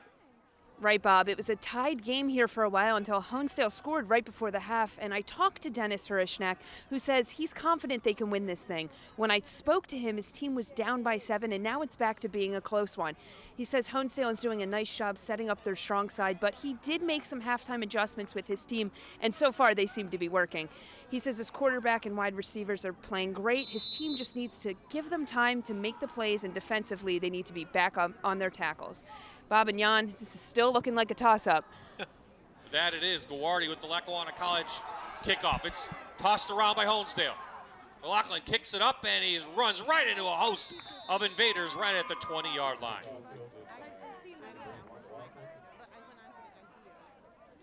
So back out comes Peter West from Honesdale, along with Connor Schmidt, who's over the 100-yard mark tonight. Just a little bobble here by the returner right here, Braden McLaughlin. Again, he's lucky he got that ball, and now the Hornets go to work at their own 20. They have a 15-play drive and a 16-play drive tonight. Schmidt meets Evanowski, and Schmidt falls forward, and a nice gain, about 7. He holds on to the ball, more important. And that's going to be key for this second half. They go with the motion to bring the overlap defender there on the offensive side. They go with the outside toss. Again, he's got it. It's just making me nervous as an ex-coach that he's still not putting 2 hands on. Now he is. There's 2 arms on the ball, cover all the points, and nothing bad can happen. Shannon Core was injured in the first half. He's limping, but he's in there. He makes the tackle, number 61. There you go. They just go with that outside lead. Again, nice read by Schmidt to see where his blocker was. His blocker's head was to the inside, so he runs the ball to the inside so the defender can't get through.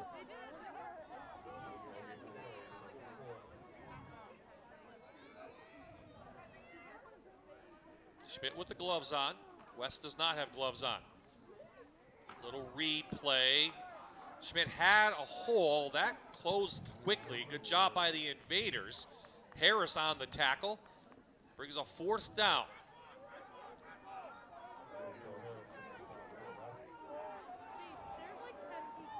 They're going to go for it quickly. Try to catch West off bounds.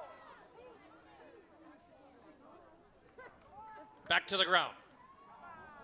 Good push from the offensive line, and they have a figure law first down.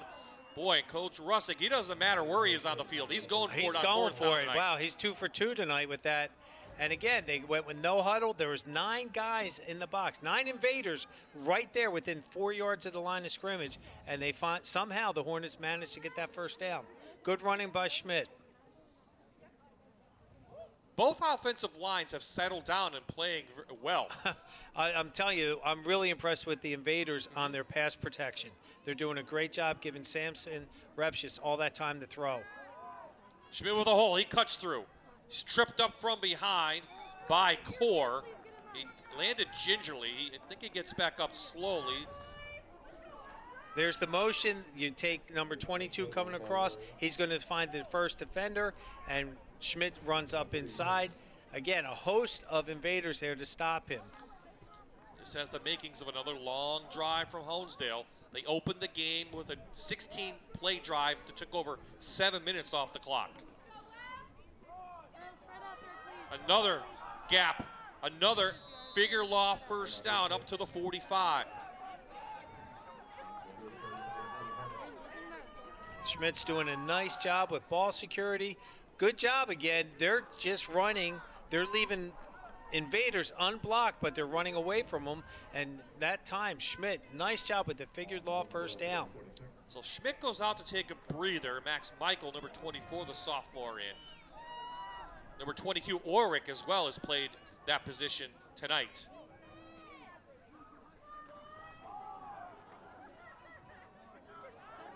Michael makes a nice move just past the 50-yard line.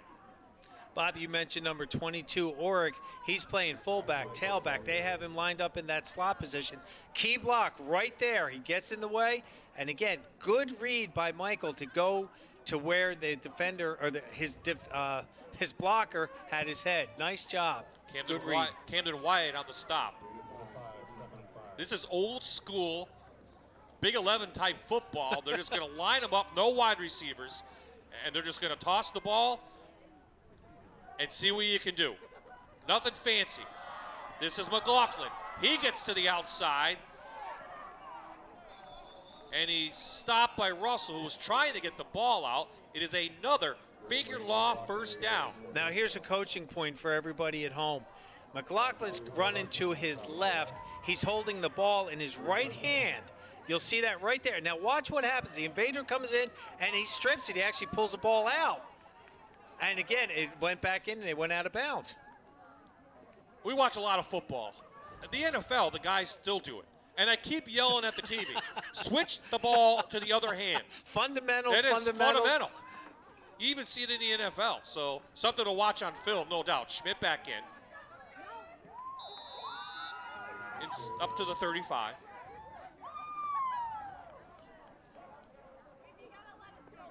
Averaging about 5 yards per play on this drive, Coach. And that is a recipe for success. And again, they're going to grind this out, Bob. As you mentioned, Big 11 type football here. They're going to take as much time off the clock. And hopefully, more importantly, right now, Honesdale wants to get another touchdown. Shannon Kaur coming in. The 5'9", 265 defensive end in there in that three-man front. He's right in the middle this time, though. Schmidt trying to get the edge. He does, and he powers forward through John Walsh. Another figure law first down, and we have a flag. Well after the play.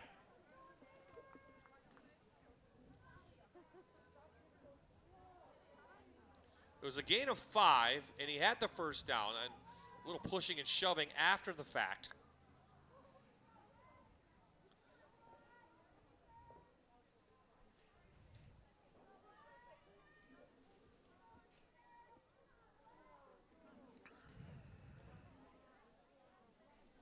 Play, dead ball, personal foul, late hit, black number 24, 15 yards from the end of the run, first down.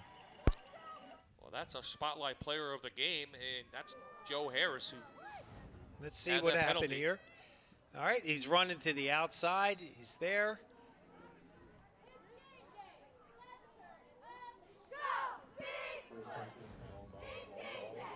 I'm not sure what the officials saw. We're perplexed. Well, they're inside the Allied Services red zone. Are the Honesdale Hornets. Good job by the Invaders defensive line that time to get penetration in there. And I believe they dropped them for a 1-yard loss.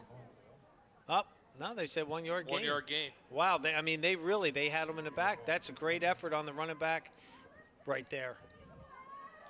This is the 12th play of the drive. It started at their 20-yard line. After West scored, Honesdale trying to answer. Sneak it to the fullback. Big push from that offensive line inside the 10. Or brings up 3rd down. What I like seeing on that, Oric does a nice job. We know the young man can run the ball, but the quarterback and the tailback continued their fakes to make it look like the toss. So they're trying to set a lot of plays up off of one play that they probably have practiced umpteen times.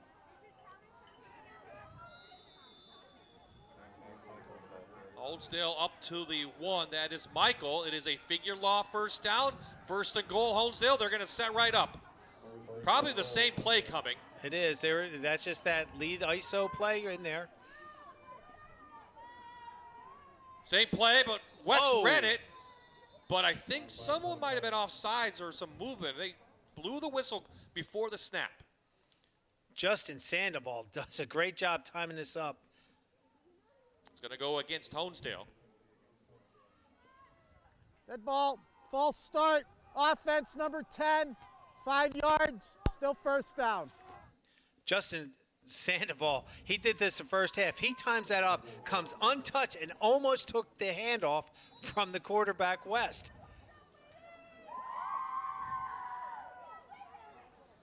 So now the ball's back to the 7, 2nd down and goal.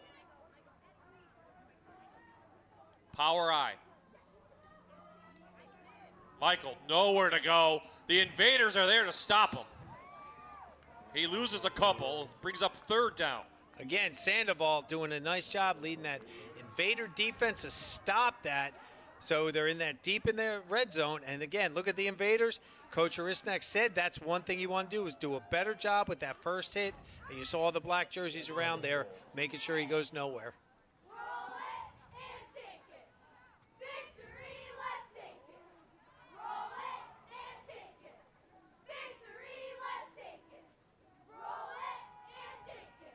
West to the air, to the end zone, and it's intercepted by West.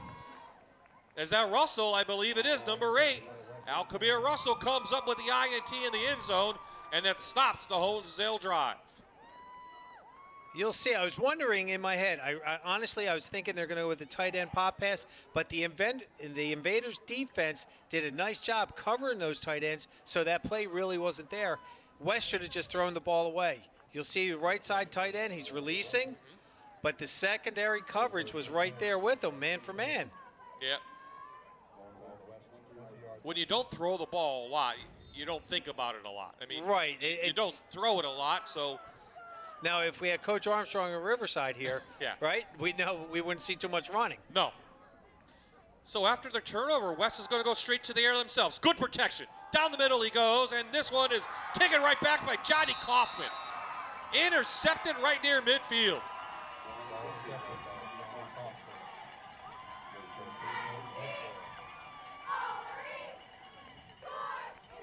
They're trading interceptions.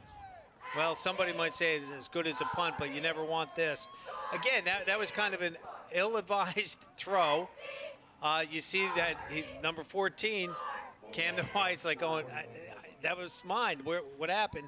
But again, the defense that time, again, they're still bringing that, and the corner's trailing over. He's following them in, so it's almost like a man concept, a man-free concept with the free safety sitting there playing center field. So after a quick rest, Schmidt back in at the I formation, dotting the I. West expecting the run. And they get it, and I think it's Shannon Core again on the bottom of the pile. We'll check. And Evanowski. Tony, here is the INT for in the end zone. He's rolling to the right, and again, it was a tight end pop pass the entire time.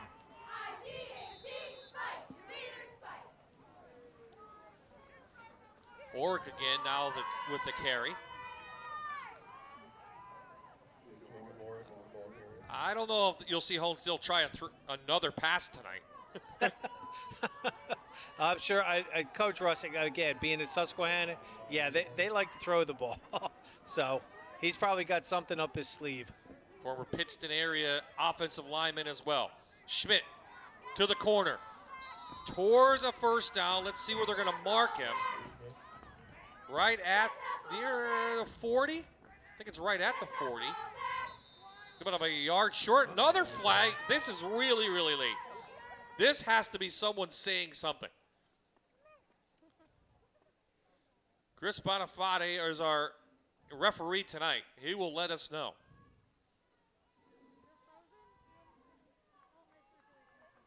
Sideline warning, white. 4th down. Okay, so no penalty on that. 4th and 1 now. Honesdale will go for it, no doubt. Again, they go with the RPO.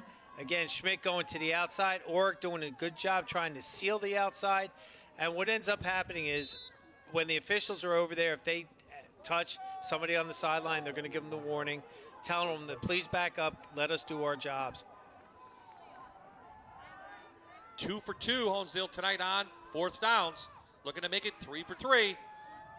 The fullback trap. He's got it. It is a figure law first down. They say the ball comes out. Let's see. They're going to say he was down. West doesn't like that. And the Hornets are getting right up on the line of scrimmage. Needed 1, got about 1.5.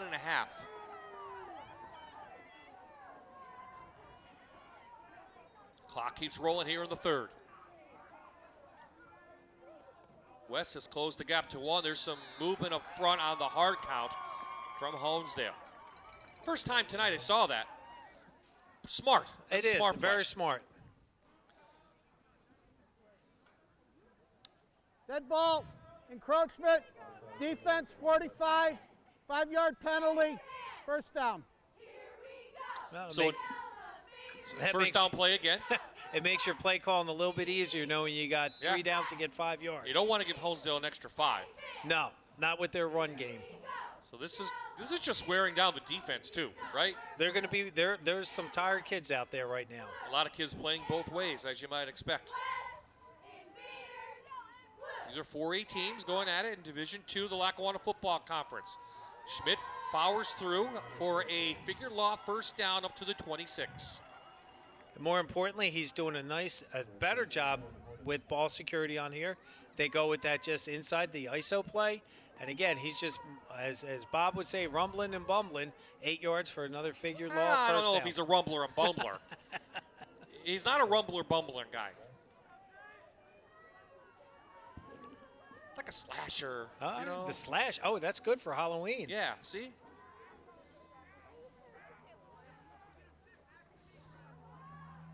Well, great play.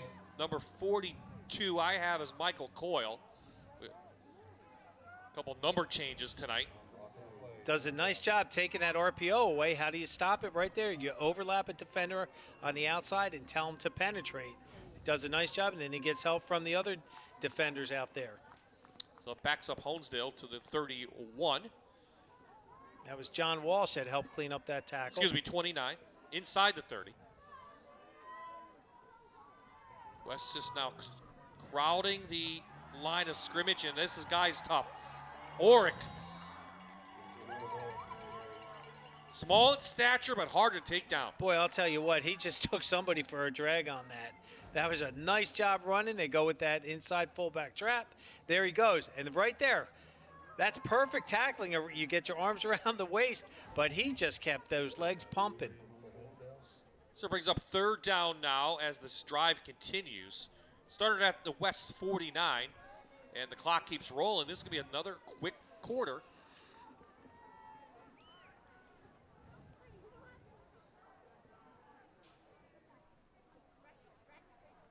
Right to Schmidt, cuts it back. And he has another figure law first down inside the 10 to the 8. Honesdale inside the Allied Services red zone once again, trying to extend their lead. There they go, and Orrick with the key block again. What I like is this whole team concept that Coach Russick really wanted to try to instill into the Hornets. And you see that. Everybody's doing their job.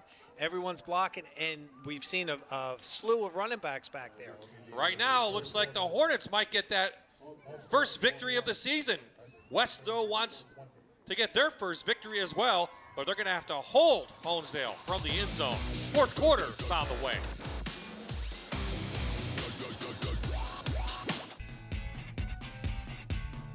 Welcome back to Veterans Memorial Stadium in Scranton on a full moon night looking over the Electric City. Bob Ide, Jan Cechek, and Hannah O'Reilly staying warm, I hope. Enjoying this pretty good Lackawanna Football Conference game between 0-4 West and 0-4 Honesdale. Right now, the Hornets on board, knocking on the door. They come back as we start the first quarter. Coach, inside the 10 at the 8 at first down and goal. Well, I think Coach Rusnak is now going to just say, you know what got us down here, we're going to stick with it. They're just going to try to pound the ground right now to get that next score.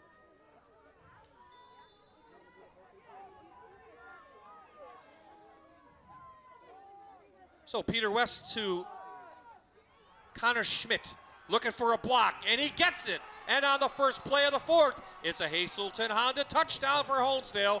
They extend their lead now.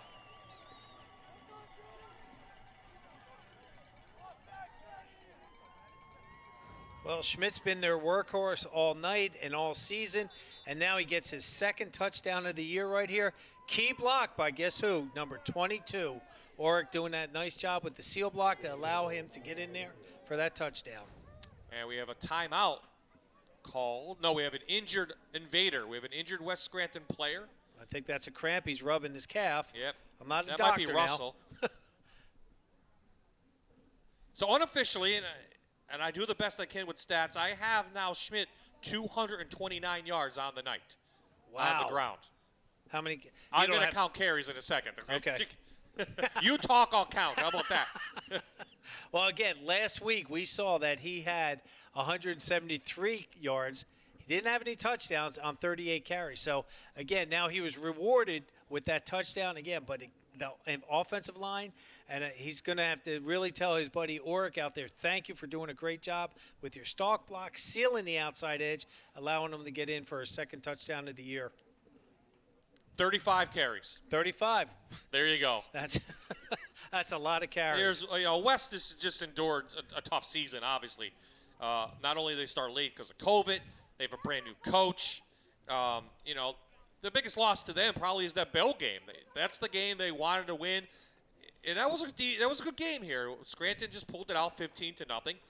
But West looked pretty good here tonight. Something to build on, and the future looks pretty bright for the Invaders. It really does. But if you look at those 4 games, those are 4 tough opponents to try to get ready for. And we know Western Wayne has a great running back.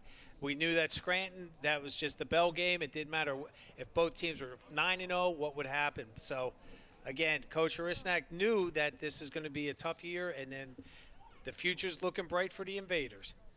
Jan and I will not sleep here, and neither will the crew, but we will be back here tomorrow bright and early for a 1:35 kickoff as Scranton Prep entertains Valley View, and there's a lot on the line on that. We'll be on the air tomorrow again at 1:30, and again, 4A versus 3A. Both teams have aspirations of the postseason, but this is a postseason like we've never seen before. 4A and 3A only take 2 teams into the finals next week. We have Lake Lehman, Lakeland, and Scranton Prep vying for those 2 spots. That's good to see Justin Sandoval getting up after that cramp. He has to come out for 1 play. I'm sure he'll be back in. He's been doing a nice job for them offensively and defensively for the Invaders this evening.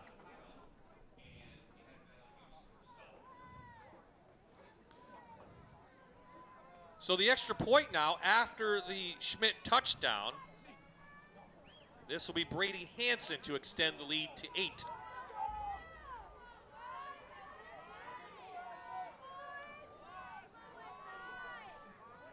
He gets off.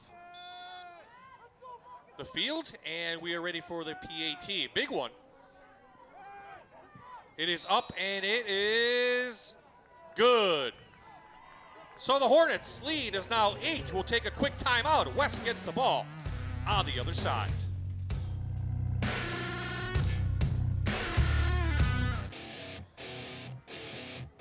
It's another Lackawanna College kickoff by Brady Hansen. Another low liner. It goes right through the invaders and goes into the end zone for the touchback.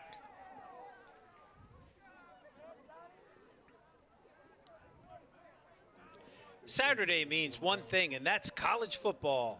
Tomorrow's Saturday game, college football, is on Fox, is packed with triple header. First up is Michigan State versus Michigan. Then the Texas Longhorns travel to Oklahoma State. And finally, the primetime game of Oklahoma at Texas Tech. Coverage begins tomorrow at 10 a.m. on Fox 56. So West Scranton has the ball. They've had a lot of success through the air. Repsch's throw in the last series, threw one up, it was intercepted, which Honesdale just converted into another touchdown. They lead by 8. Do they go back to the air? They're not going to stop it. Repsch rushed, should throw it away and doesn't. That's a freshman mistake. Lost a lot of yardage. And they'll tell him, I'm sure, look, throw the ball away. Well, and Bob, you mentioned that earlier. Here we go. Watch. It was a bad snap to start. He does a nice job recovering. He's looking down. The Hornets have this covered down like a blanket in there. And, again, we said earlier, we see this in the college and the NFL where they're trying to force the ball, trying to extend plays, where the smart play would be just throw it away. You'll get the ball. It'll be 2nd and 10 as opposed to 2nd and 15.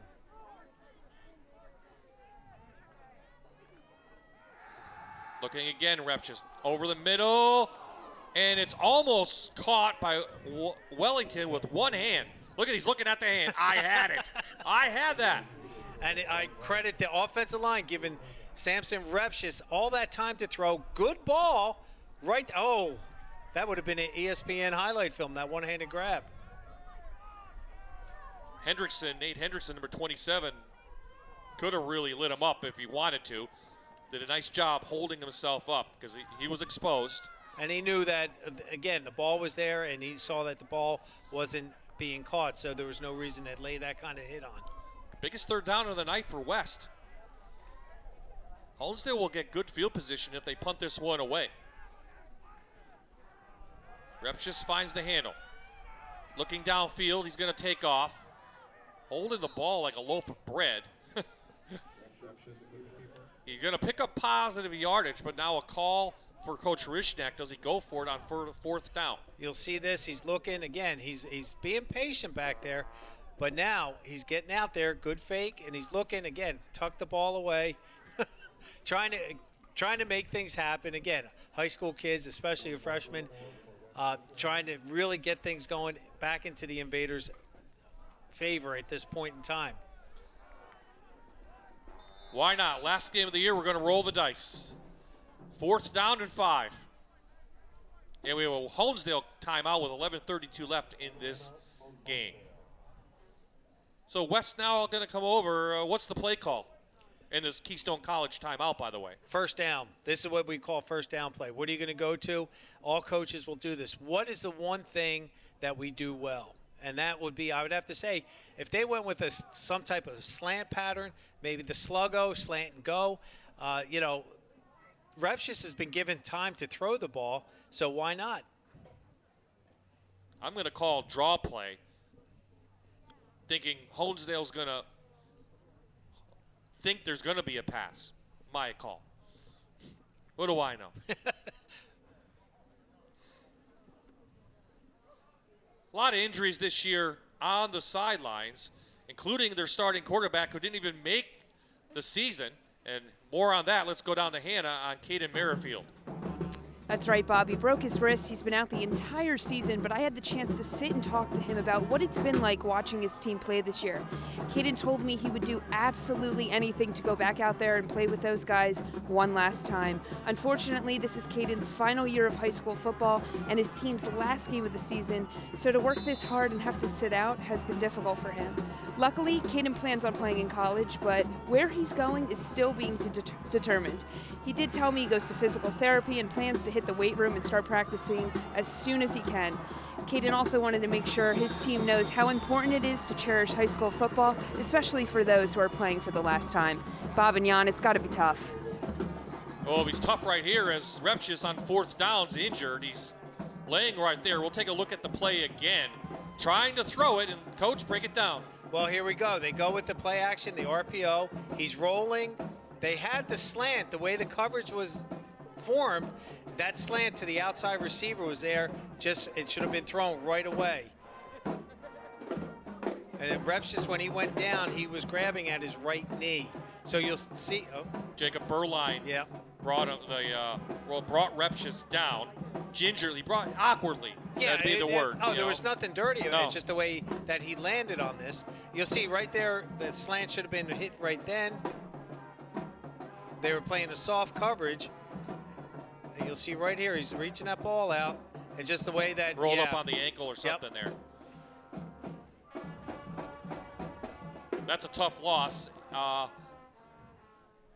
And they will actually turn it over on downs. Will West over to Honesdale. We're still waiting what Samson Repshis, if he gets back up on his own accord, still attending to him on the sidelines right next to the West bench. We'll take a quick timeout. We'll be right back. I'm now joined by Mike Helene. He is the Program Director for Developmental Services here at Allied Services. Mike, can you tell me a little bit about your job? Well, as you said, I'm the Program Director for Residential Services here at Allied Services for people with intellectual disabilities. Our program has been in operation since 1980. We provide services for 109 individuals within the community, 2 campus programs that have 84 residents in them, and we have 2 programs in the Lackawanna County community of the Green Ridge area and 2 programs in Carbondale. Wow, and you've worked here for 42 years, so what would you say has been the best part? The best part is I think that I've been with Allied Services my entire adult life. I started as a direct care worker in 1978, and I've just stayed for the duration through clinical positions and management positions. You know, it's just something that I just feel compelled to do every day. I just come to work every day.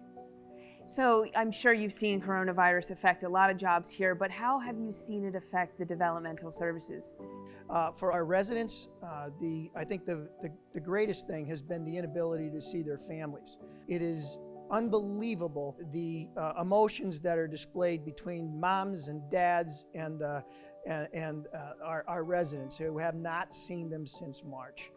Well, Mike, I'm sure a lot of these families are very appreciative of the work that you do every single day. Thank you so much for joining us, and thank you for your time. We are back. Samson Repshis was helped off the field. Honesdale ran a play. Schmidt again cutting through, close to a figure law first down. Might be right on the marker, line to gain. Well, we see Samson Repshis right there getting checked out by the trainer. She's looking at his knee.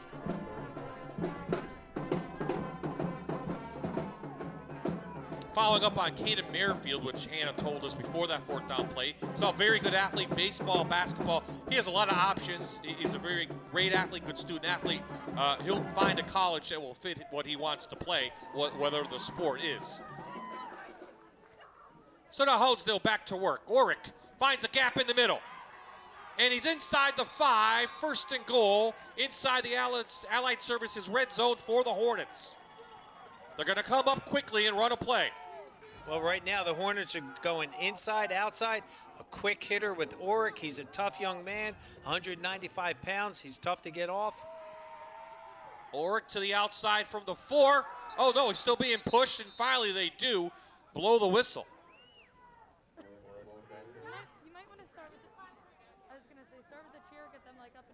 West is doing a nice job with their personnel changes, but when you have a team going no huddle, that really stresses them out and forces them to make their decisions a lot faster than they want to. Honesdale trying to extend their lead.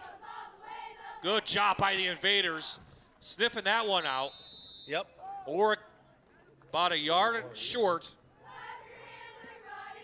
Again, West defense right here. Justin Sandoval again is in there doing a nice job trying to blow things up, and he gets a help from all the rest of the Invader defensive line and linebackers. Michael Cole there as well. So we're inside the Allied Services red zone. And 3rd and goal.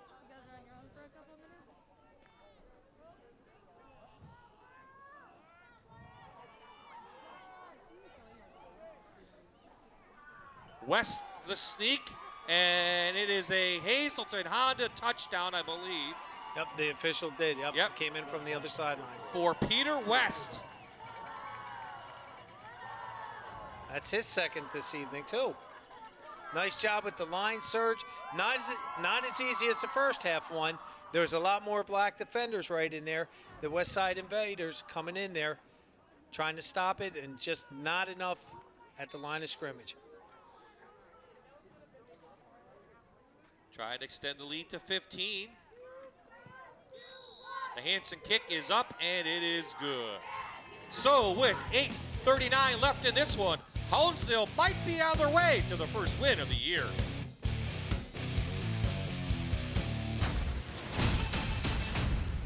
You're watching Allied Services Friday Night Rivals on MyTV WQMY.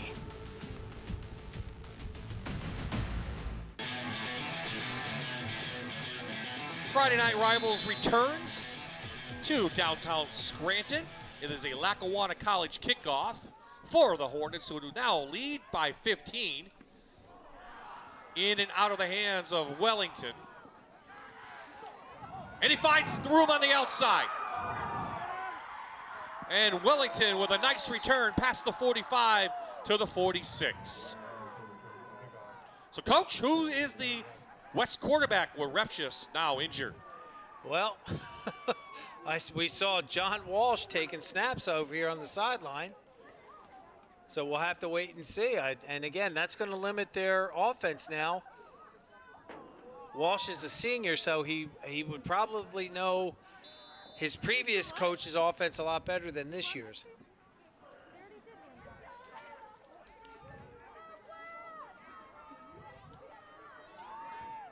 Yep, Walsh is back there taking the snap. Well, they've had so much success. He's going to throw it.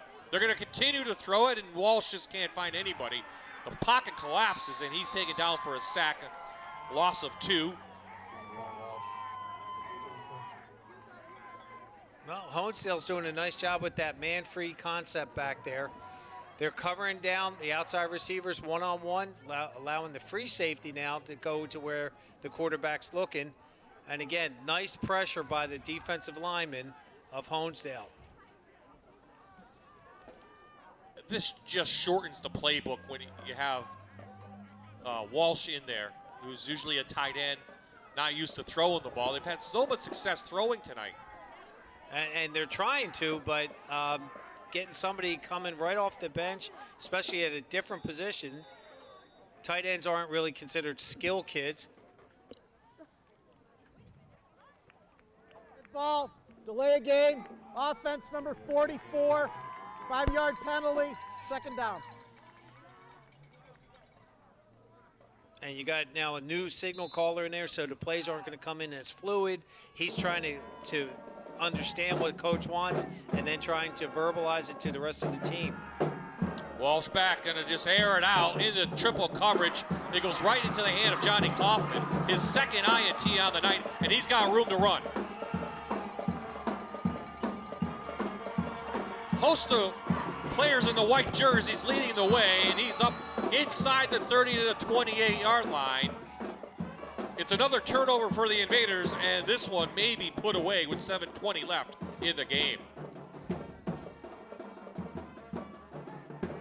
Well, I wouldn't suspect.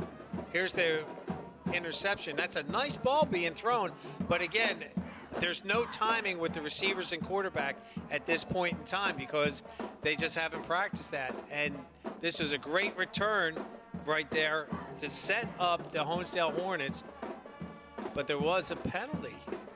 After they're moving the Honesdale Hornets all the way back inside their own territory, so probably right where the interception happened, occurred, there might have been a flag, a penalty, which isn't surprising. Interference. Oh, Defense number 27, 15-yard penalty, second down.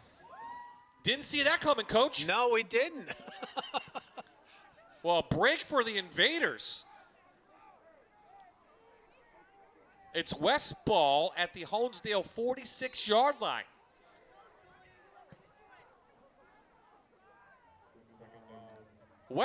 Both teams have their defenses out there.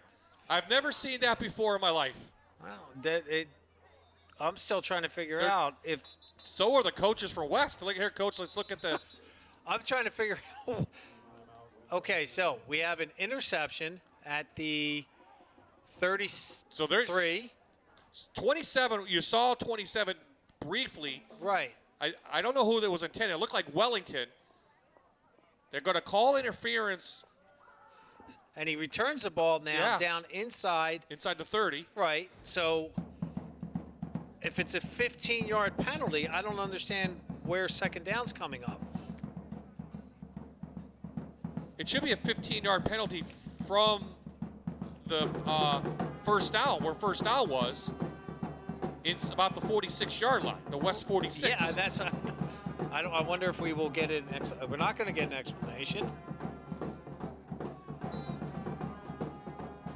It should be first down on the interference. It's a I 15-yard agree. penalty. Yeah, that's what I'm not sure about. Well, we've shaken our head this year a lot from the officials. I don't want to speculate too much on this. Walsh chased. Walsh brought down. Sacked again by Honesdale.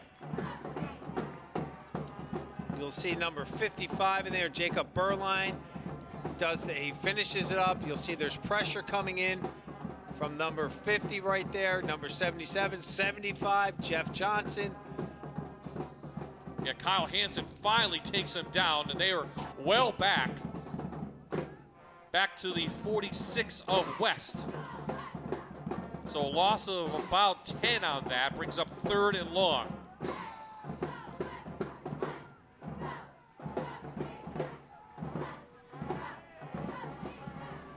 Walsh gonna step back, pass protection. And that breaks down quickly, and he's sacked again. 3rd sack of this drive. Brings up 4th down. Credit the Hornets secondary back there, covering them down, not allowing Walsh anything downtown. We know that Walsh can throw the ball. He's trying to read through his progressions, but there's just too much pressure from that defensive line of the Hornets.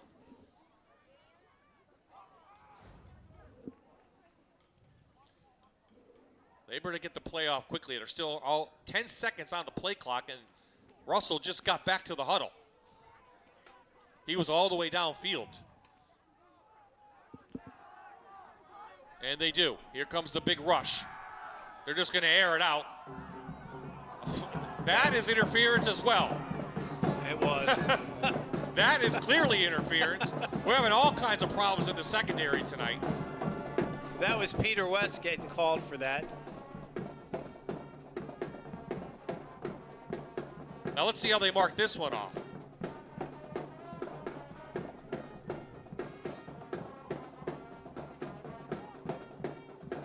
Pass interference.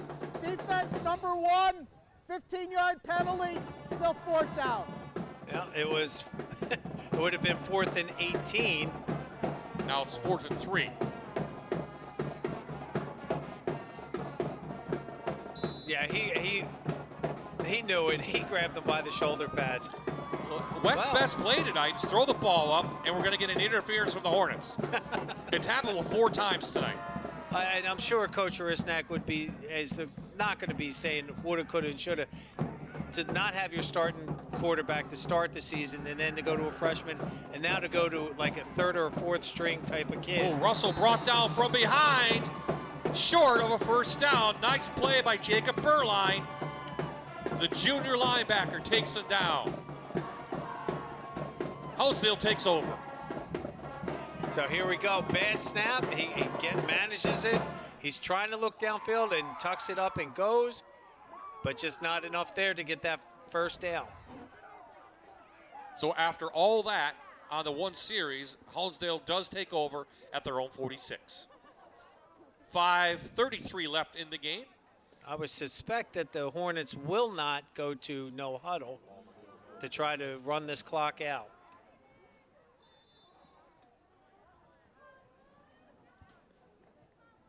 And I can guarantee they will not throw the ball either. But a nice job by Honesdale tonight. They opened the game with a 16-play drive. Took 7 minutes off the clock, and they set the tone for this game right from the beginning. They really did. They wanted to establish what we do best, and they did. And more importantly, that when they ran over 7 minutes off the clock, that makes it tough for a team that hasn't scored to try to like put that more pressure on them to get that. Here we go. Oric again doing what he's done all night, just hitting that quick fullback dive, and he just gained 6 yards on it.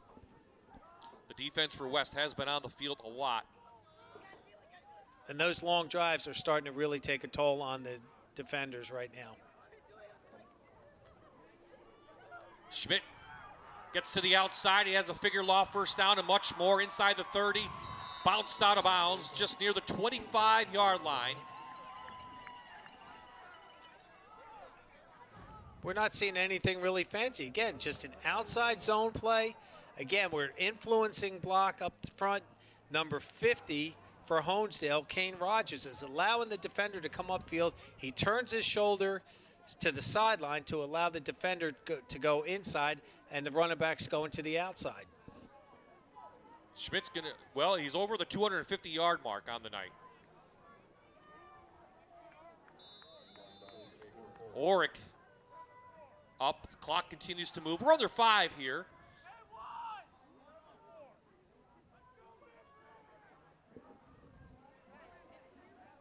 Well, that offensive line tonight of Kane Rogers, Josh Clark, Jordan DeGroat, Bradley Bennett, and Jeff Johnson for the Hornets have done a really nice job tonight moving the defensive line off, getting to the second level, allowing Schmidt and Oric to get those yards.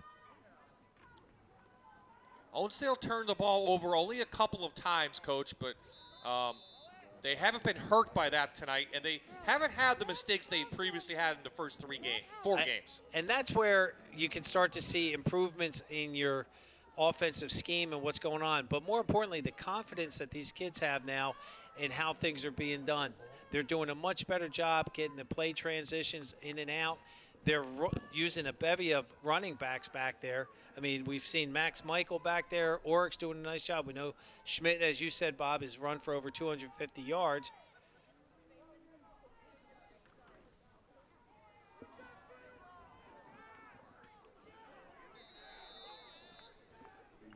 C.J. Hinton in, number 4, he carries up, and he has a figure law first down. Honesdale inside the Allied Services red zone at the 13-yard line. CJ's a sophomore, and Coach Russick, it was interesting what he said. He's a little concerned about next season with the offensive line. He doesn't quite have the size, and he said all his running backs are in that 175 to 190-pound range. Michael up inside the 10. Clock continues to roll, under 3 to play here at Veterans Memorial Stadium in Scranton. Honesdale on their way to picking up their first victory of the year. West will end the season 0-5.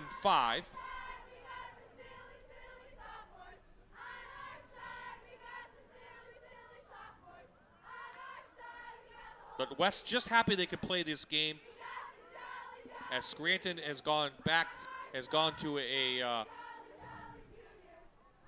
online school.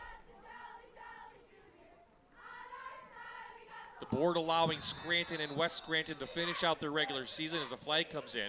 Scranton losing big to Wallenpaupack tonight. Well, again, it's important with this weird time that we're living in right now with COVID to try to give these kids a sense of normalcy, trying to make sure that the seniors can get a season in, whether it's 4 games, 10 games, whatever it might be, and that way they can try to do the best they can for this year and build on that for their futures. Congratulations to Delaware Valley. They are the District 2 2020 6A champs. They will move on. Dead ball, unsportsmanlike conduct, black 75, half the distance to the goal, penalty results in a first down. So a couple of scores that have playoff implications as we'll look at this play again. You'll see inside, there he goes, CJ trying to get some yardage in there. You just see the extracurricular right there. 275's going at it. Dallas beat Berwick. So they were in second place in 4A. North Pocono loses, so that drops them out of any playoff opportunities they might have as Hinton gets close to the goal, about a half-yard short. What was the score of that Dallas game, Bob? 14-7. Wow, close enough.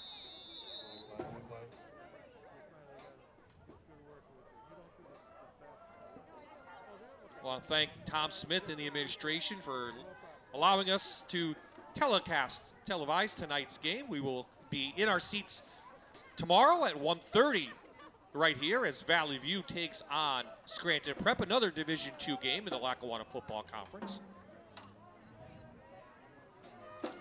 Dunmore winning tonight too. They beat Riverside 50-15. That sets them up now for an opportunity maybe to win that AA championship. Trail has the inside track. They play a very good Old Forge team tomorrow night as well. Bob, my ignorance. Unsportsmanlike conduct, black number 75. That's his second unsportsmanlike. He's ejected. This frustration setting in for the senior. Yeah, but you don't ever want to end your career on that kind of a note. What I was going to ask, Bob, was where is that game being played tomorrow night? At Old Forge. Wow. And when we did that game with Riverside, we saw how the fans were on the outside, how rowdy. Tomorrow night it's going to be rocking in the pizza capital of the world. Honesdale try to add on. 90 seconds left. And it's a Hazelton Honda touchdown for Braden McLaughlin. So the Hornets cut down on their mistakes, and now we have some pushing and shoving. This is what we don't want to see. Frustration on both sides, 2 0-4 teams. Somebody injured from West. This is not what high school football is about. No, and this is the frustrating part as a coach. Yeah, the emotions are out there, but again, the kids have been told time and time again, you got to play smart. You know, play between the whistles. And you just, again, they're just, you shouldn't do that, and the kids know that, but. Shannon Core, he was injured, and he really toughed it out to the 5'9" junior. He was hurt. He came back. He's still playing.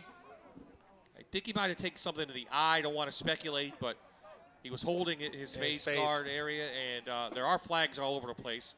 Coach Russick gets his team over immediately and talks to them. There's 1:22 on the clock. Honesdale scores. And we'll have the PAT. The one thing Coach Russick, when I was up there Tuesday, he was not happy with the way the team didn't show much emotion, didn't really care if they were 0-4. He made them compete in practice on different drills and make them run the hill. And if you're a Honesdale fan, you know what hill I mean, right below the football stadium, as the PAT is up and good from Hanson. And they ran it a lot. They did. And they ran it and ran it and ran it. Well, guys, maybe Monday you won't have to run it. Well, hey, if it worked last week, they might do it again. Now you're superstitious. Come on. You're killing the kids. Come on. They get Mid-Valley next week, so another opportunity. Well, and again, when talking to Coach before the game about that, one of the drills that is done to get the kids excited and riled up is what they call the old Oklahoma drill. And he said that there was just no emotions and he couldn't understand it. And he's still, trying to get a pulse on the community, and he's done a nice job with these kids. They're responding. They haven't quit. And again, it's also a learning process for a new head coach in a new system, and I should say a new school district.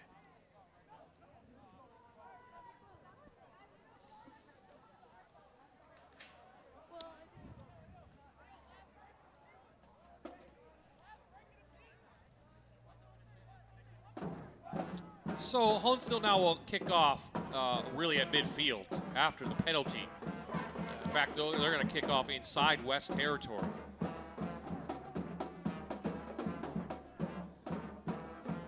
Injuries have mounted for West Scranton, and they will again. Samson Repchus, the freshman quarterback, out. And again, not the season the Invaders wanted, but a breath of air just to say, okay, we had ourselves a good game. We showed something on offense. We're going to build on this, get into the weight room. Well, when they can get back into school. When they get back in, yep. And we'll get back to this one as it sails past the end zone. And again, having a young squad that Coach Horesnick has, he knows that Samson Repchus is just going to get better. His decision-making is going to improve. He's going to get stronger. His accuracy is going to improve. So now they're going to start working with the offensive linemen, making sure they're stronger to be able to establish that run game, which Coach Dennis felt that is one of the keys to their success for the future. So it's, he was really optimistic in saying, yeah, it's been a tough season. The kids haven't quit. They're still coaching or being coachable, and we're just looking forward to the next game that we could possibly have. And right now, West, that won't be until 2022. 21. Wishful thinking, I suppose. I don't know. On my part, wow. I have something planned for 22. So. Oh, okay. That's my retirement year. Oh, okay. You're looking forward to 2022. I'm looking forward to it. Yeah, no.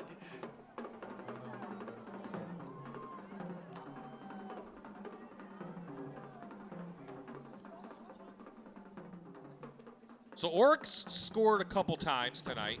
Schmidt has a touchdown, and Schmidt is well over 250 yards rushing. So good night for those two running backs.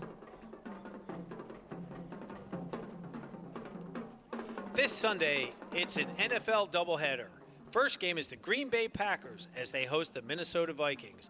Then Drew Brees and the New Orleans Saints travel to Chicago. Fox NFL starts Sunday morning at 11, only on Fox 56.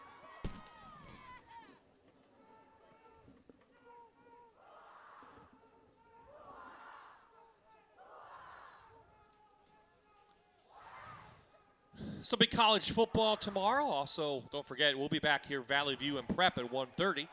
Hope you could join us then. That should be a good game, the two teams that don't like each other. Valley View's won 2 of those in a row. So it'll be a nice bus ride back for Honesdale tonight. Hope be safe on the roads.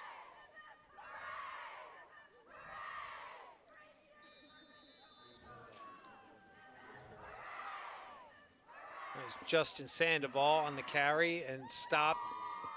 Looks like Jarrell Healy handed the ball off, if my roster's right, number 15. That's what it looks like. Defensive line of the Hornets that time dropped them for a 4-yard loss.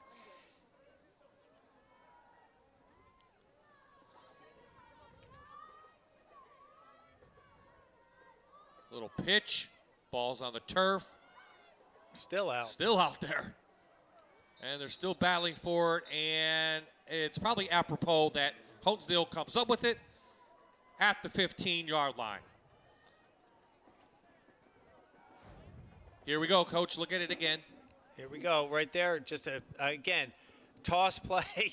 There's not much there, and you got kids playing out of position right now, and the game's almost over, so they're just scrambling. They've lost kids to ejection, to injuries.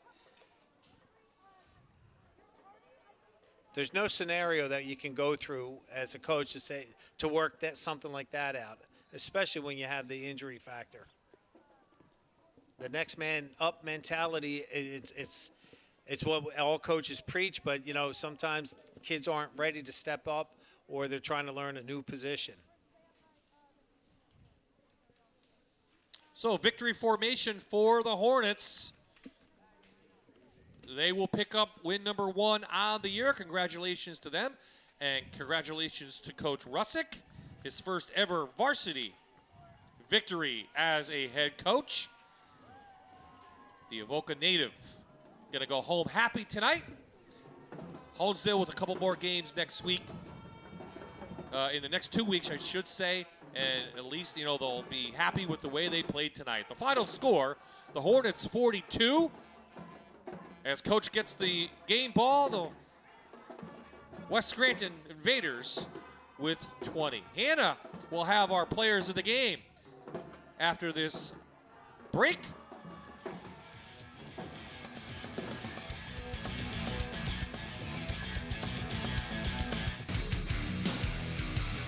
Congratulations to the Honesdale Hornets. They pick up win number 1 on the year. With a victory over West Scranton tonight, the final score 42-20. Great game by Connor Schmidt and Jake Orrick, our players of the game, and Hannah has them down on the field. That's right, Bob. Both players of the game are here with me now. They had a great game tonight. Jacob, I'm going to start with you. You had the first touchdown of the night. In the first quarter, you kind of kick-started the momentum for your team. What was going through your head during that? What was going through my head was we were going to win the game with the first TD. That set the momentum, and that just set the game, the whole game. And I just knew that we were going to destroy them. And look, it worked for you. Both teams came out with an 0-4 record. It was an even playing field for you both. Was there ever a time you thought West Scranton might beat you guys tonight? No, I did not. I had so much confidence in my team that we were going to win. Now, Connor, the game was tied for a big chunk there at the start of the night, but your team scoring right before the half seemed to change it all for you guys. What started to click out there? I think we just got off the ball quick and got to our blocks and just started clicking. Ever since he scored his touchdown, we just got playing together and we toughened it out. Now, you've rushed well over 250 yards. You made a touchdown tonight, contributing to your team's first win of the season. How do you think this will affect your next few and final games of the season? Can you keep these wins going? I think it'll give us some momentum going into the next 2 weeks, and I'm hoping we can get some wins for the rest of the season. All right, guys. Well, congratulations to you both. You can keep that plaque. And good luck for you guys with the rest of the season. Bob and Jan, back to you guys. You got to like what he says. I knew we were going to win. I knew. The confidence was high. And we're going to set the tone for the night, and that's exactly what they did. So season for West is in the books. They finish 0-5. They will move on to 2021, get things turned around, no doubt. And Honesdale moves on to meet Mid-Valley next week and Tunkhannock the week after. We will be back here tomorrow. The crowd will be a little bit larger, I think. And it should be a great game as Valley View battles Scranton Prep. Will be on the air at 1:30. For Hannah O'Reilly, for Jan Cechek, and the entire Fox 56 sports crew, this is Bob Ide saying so long from the Electric City.